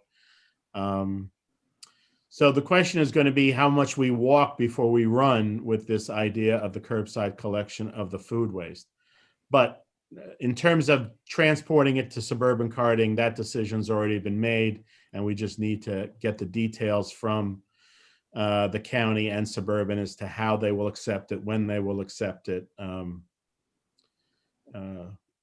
What are there specific days of the week? And those are some of the details they haven't worked out yet. And so let me just jump in for a second, Steve. First of all, on behalf of all of us, it's great to hear that the commission is taking up the idea of going with the county plan and, trying to save the commission and therefore all of us residents some money in terms of our taxes by being able to drop off at suburban. One quick question. So how did it go with the one-armed bandit? it went very well. I mean, in some parts of the town and village, when we had the truck there, people came out. What's this all about? They brought their kids out to watch the truck pick up the garbage. So we know it works. The question is going to be, what is the community's opinion on this as a whole? I mean, Sue will tell you that she and the other assistants here in the office spend a fair amount of time on the phone talking about garbage. And since the issue of curbside has come up, we've heard from a fair number of people, right, Sue? I would say, I don't know how many of you are on Nextdoor, but if you see the dozens and dozens and dozens of comments from people who, God knows, if you take away their side pickup or back of the house pickup, they think that all hell will break loose and the world in Mamaroneck will never be the same. And the reason I'm telling you this is because you're the people that want it on the curb. You're the people that want the food waste once a week. You need to be on Nextdoor because the majority of people are not for it. So you need to get on, I can't send it to you because if you're not on it, you won't be able to open the link. But it's really important. There's also a lot out there about bike lanes and people saying, oh, why are all these kids biking? And they need to hear from people like you that want them. I'm just, putting my 2 cents in because I would caution though that Nextdoor is, I'm not sure Nextdoor is representative of everybody. I mean, it's a little bit of a, I can't think of the nice word to say it, but it's a little bit of a gripe arena for griping. It's horrible. Right, but I guess the point is that for better or worse, it is a piece of the social atmosphere that the board members get to see. And, There's no if there are no countervailing opinions, all they're seeing from next door is people opposed to what the board would really like to do. Is that Right. sort of the idea, Sue? Right, and the problem arises when a resident, which happened last week, sends Nancy an email, which then goes to the whole board and the town clerk that says, don't take away backdoor pickup. This is what your community is saying. And he copies and pastes something like 50 comments from residents on Nextdoor. Now, normally, if you post on Nextdoor, that is not an official notification to the town. But because this resident emailed Nancy and copied all of those messages, now it goes into the public record because I checked with the town attorney. Oh. Yeah. So Was my response in there? I think I responded to that and said, this is like hogwash, this is pickup is a privilege, not a right. And Well, I saw all of that too, and I will just back up what Sue said. That was one of the longest the longest threads of commentary that I can recall seeing on Nextdoor. I may be inaccurate, but it looked like there were like 180 comments or some absurd number. I cannot tell you, and Sue can attest to this. Garbage is sacred, and the collection service is sacred in many places in the town of Mamaroneck.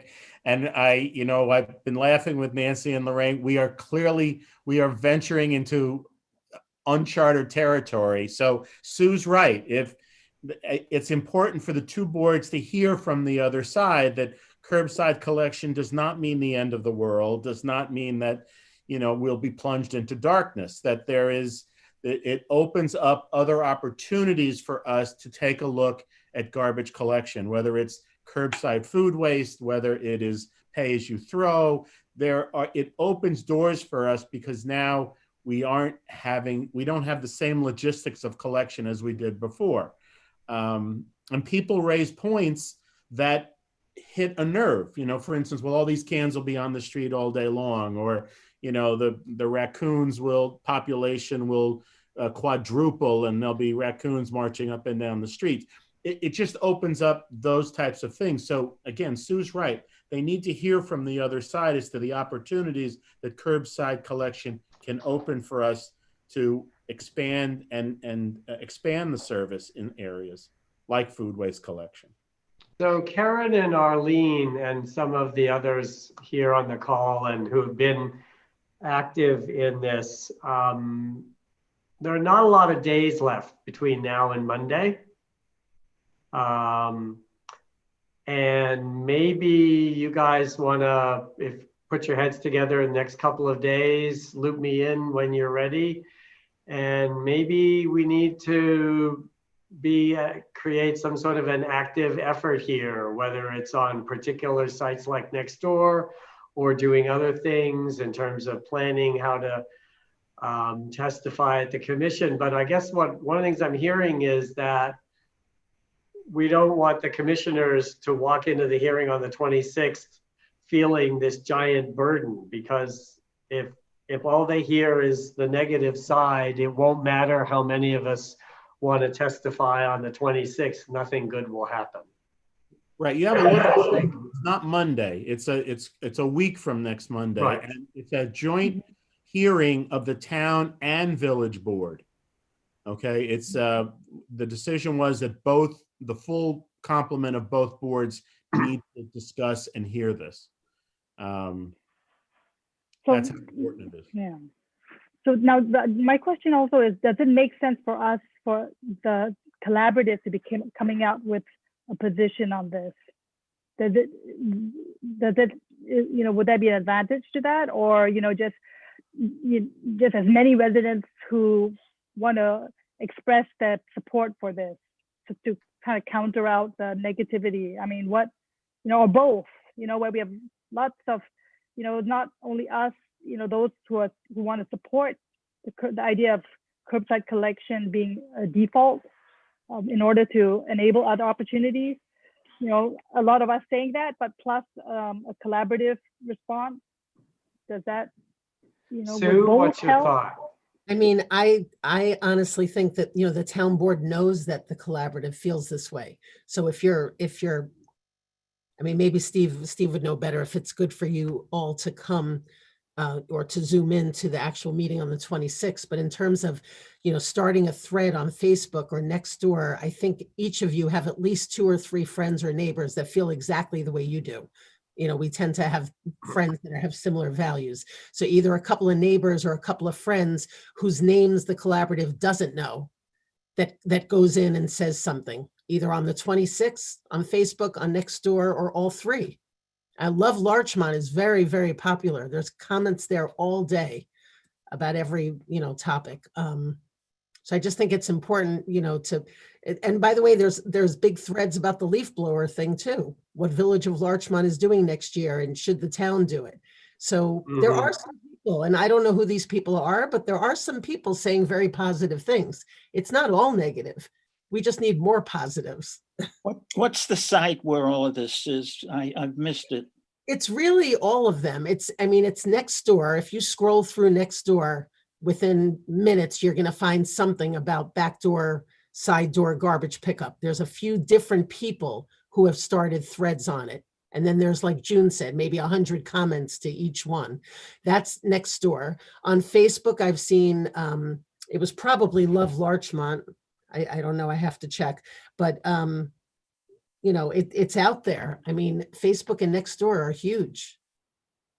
So we need people to, you know, to get your points out. Right, and I think the point about getting our friends involved so that it's not names that the board members and the commissioners know, it's people they haven't ever heard from. Right. That would be very powerful.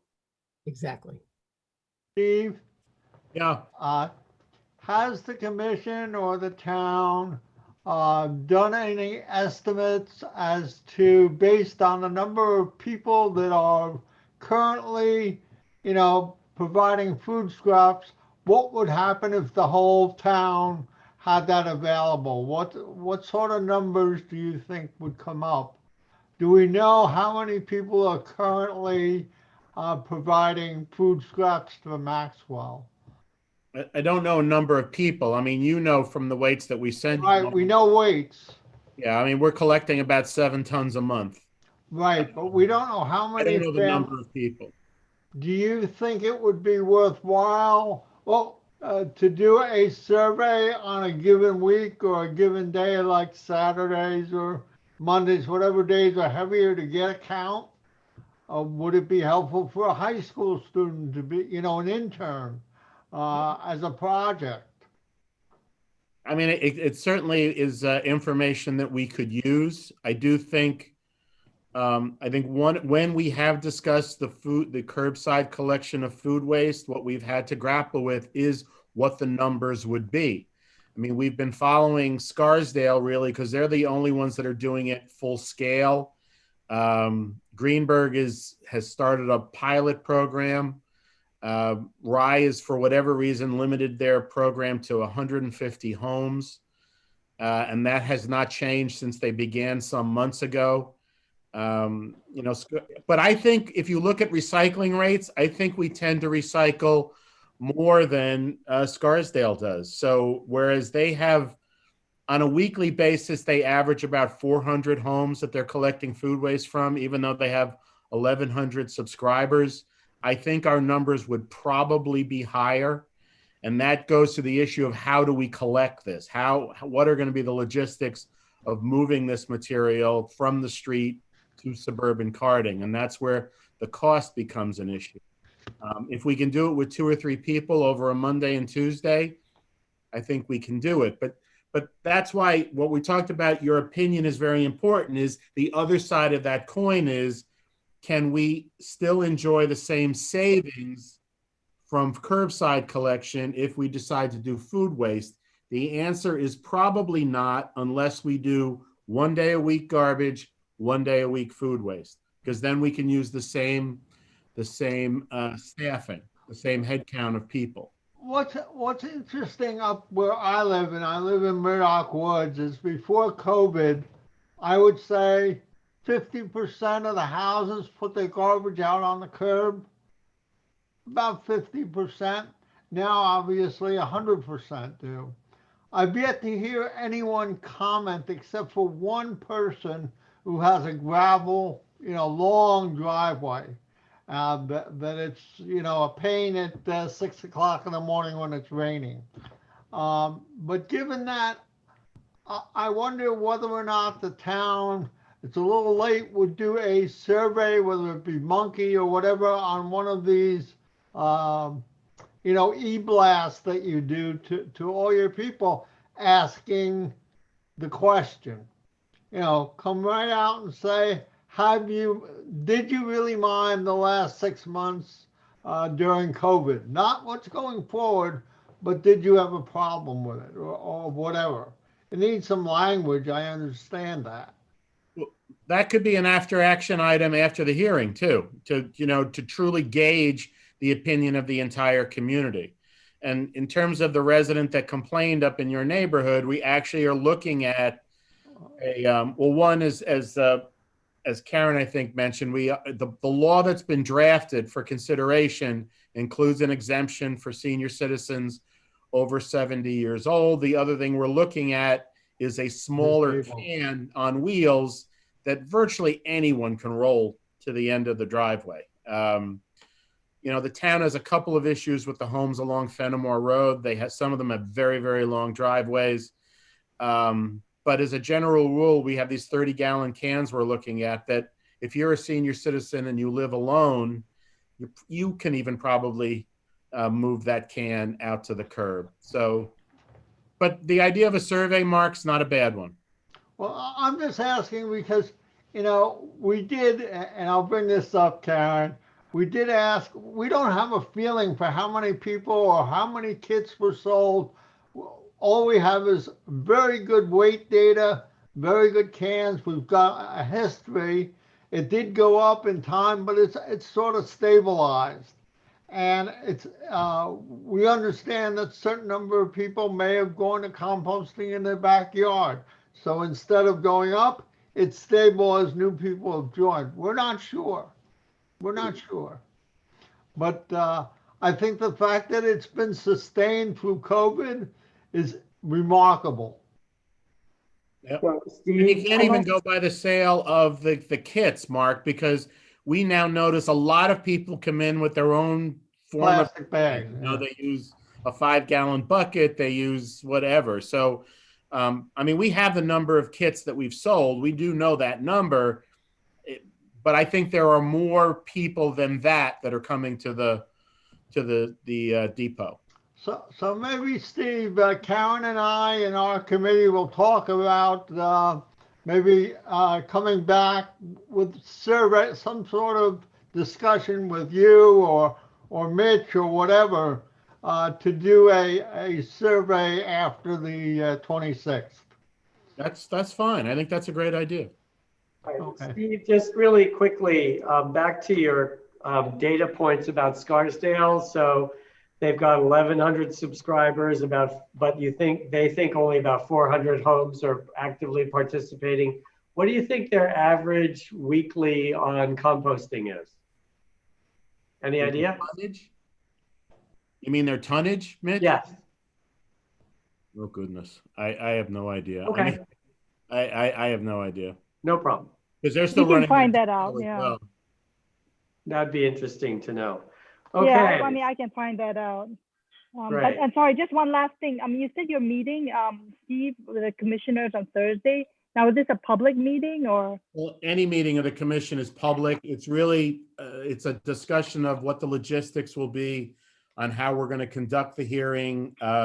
They want to go over with me the data that I'm going to present at the hearing. So it's sort of a planning meeting for the hearing, Karen. Okay. And what time is that? 2 o'clock. Okay, 2 o'clock this Thursday, right? This Thursday. Not next Thursday, this Thursday. This Thursday, okay. And just one last thing. You brought up a good point about about the cost savings, whether there'll be any cost savings, if you start with the curbside collection of food scraps. obviously. But one thing to consider is whether we can do a pilot, right? For those who would like to do the curbside collection, being able to, and on the condition that they give up on 1 day pickup of garbage, whether that could be a pilot that could be done. That's a possibility. Yep. So To Karen, see how that is a great idea, and we've talked about it before. Maybe one of the things that the team can look through is if we have some addresses, and we have to make it easier for the commission. So whether we need to get 25 people or 50 households or whatever it is that are in a fairly tight geographical area so that it can be a reasonable test. I don't think we can ask the teams from the commission to drive all over town to pick up 20 households worth of food waste. That won't be a good study. So do you think you guys can work on that and try to proactively put some of those addresses together? See, one of the problems, Mitch and Steve, is we don't have currently a good idea of who is coming down to the Maxwell. We know originally who picked up bins. They may or may not be contributing. And the email, we don't have email addresses for everyone. Well, but maybe if we Mark, if Steve could let us know how many people would need to be in a pilot for it to make sense for you to do a pilot. Right. Because maybe we can just, tap into our pool of volunteers or, Right. Yeah. Right. And people that we know, which, we have, it's definitely, more than 50. And The other thing you should be aware of is that the county has a requirement in their contract about the condition of the trucks that are used to clean up, to collect the food waste. So we would have to incur an expense throughout the year to upgrade the seals on the trucks. So what we are trying to do right now is see whether we can use a truck that we have that we don't have to worry about that. So we're, there is that piece of it as well, as the piece of equipment that we're going to have to use and maintain so that it doesn't leak when we take it from the town into the village. Hey, Steve, isn't that sort of a sunk cost, if you will, if you've already agreed to take the food scraps to Suburban's location in Mamaroneck? So you're already having to deal with that issue. I guess maybe if it got so big, you'd have to get a second truck. It would be, but it seems like that's because you've decided to use the county's inexpensive program. Haven't we sort of already committed to that? No, because what we have right now, Frank, is we actually have a vehicle. It's the best way I can describe it is imagine a dumpster mounted on a pickup truck. Okay. And so it's a big bucket. So when you put the food waste in, there's nowhere for it to leak because it's a dumpster. Once we go out on the road, depending on the number of participants, we would have to go to the garbage trucks that you're all used to seeing on the street. Interesting. And that's where the problem comes in. And everybody's using different techniques. We're actually, we've met with a vendor that can retrofit the truck with a gutter and I'm going to call it a big bucket, but a box underneath the truck that would capture all of that fluid, and the county's evaluating whether we could dump that into a sewer manhole. So we really, we are doing some of the planning work to see how we would do this. And so the vehicle that we would use to take the material from Maxwell to Suburban is a completely different truck. Hey, incidentally, Steve, where's Suburban's facility in Mamaroneck? It's on Fayette Street, right off Where is it? Road. Fayette off Fenimore Road. You know where Majestic Kitchens is? Yep. Well, almost right across the street from Majestic Kitchen is Fayette Avenue, and you drive down there, and that's when you roll onto their scale and into their transfer station. Steve, Okay. have you looked into any grants to do what you want to do in terms of trucks or et cetera? Because one of the meetings I was at, there are grants through EPA or the state. Have you looked into any of that? The DEC has a grant program right now for food recycling. They're a little iffy when you talk to them about trucks because they know you're going to use the truck to collect garbage. If you're going to use, like for instance, the county is going to obtain the trailers that they're hauling the food waste in with a grant because it's a special trailer made just for food waste.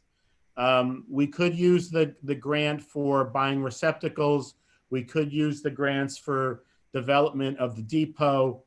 On the trucks, they're trying to get you to use a vehicle exclusively for food waste recycling, which, you know, when you have single utilization of vehicles, it's not the most economical way to run a fleet.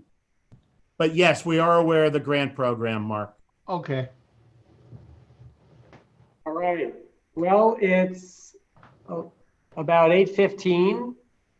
So I think we've done a great job. Thank you to everybody. I think we have a lot of homework. I think Sue and I are going to be busy trying to get our act together to, you know, help everybody do their thing. And I will be getting back to Nancy in the next day or so, just to verify if, you know, if she wants me to brief the board at the work session a week from tomorrow. But in the meantime, I'm going to reach out to a few of you. I'm going to try to put together a one-pager for Jeffrey, who I'm not sure if he was able to join us this evening, and just make sure that he's up to date with the various things we were talking about. Yeah, Mitch, if I could, the piece that Nancy asked you to put together, if you could work on that this week. The town is we're submitting our budget to the board next Wednesday. So I know it's hard for you to estimate the cost, but what Nancy and I discussed this afternoon is if you know the programs that you would like to accomplish next year, we could probably work with you on estimating some of those costs. Sure, absolutely. Okay. Thank you, Steve. Thank you, Mitch. Thank you. Thank you All all. right. Yes, thank you. Thank you very much. Thanks, everybody. Thank you. Have a good evening. Night. Good night. Thank you. Thank you. Bye.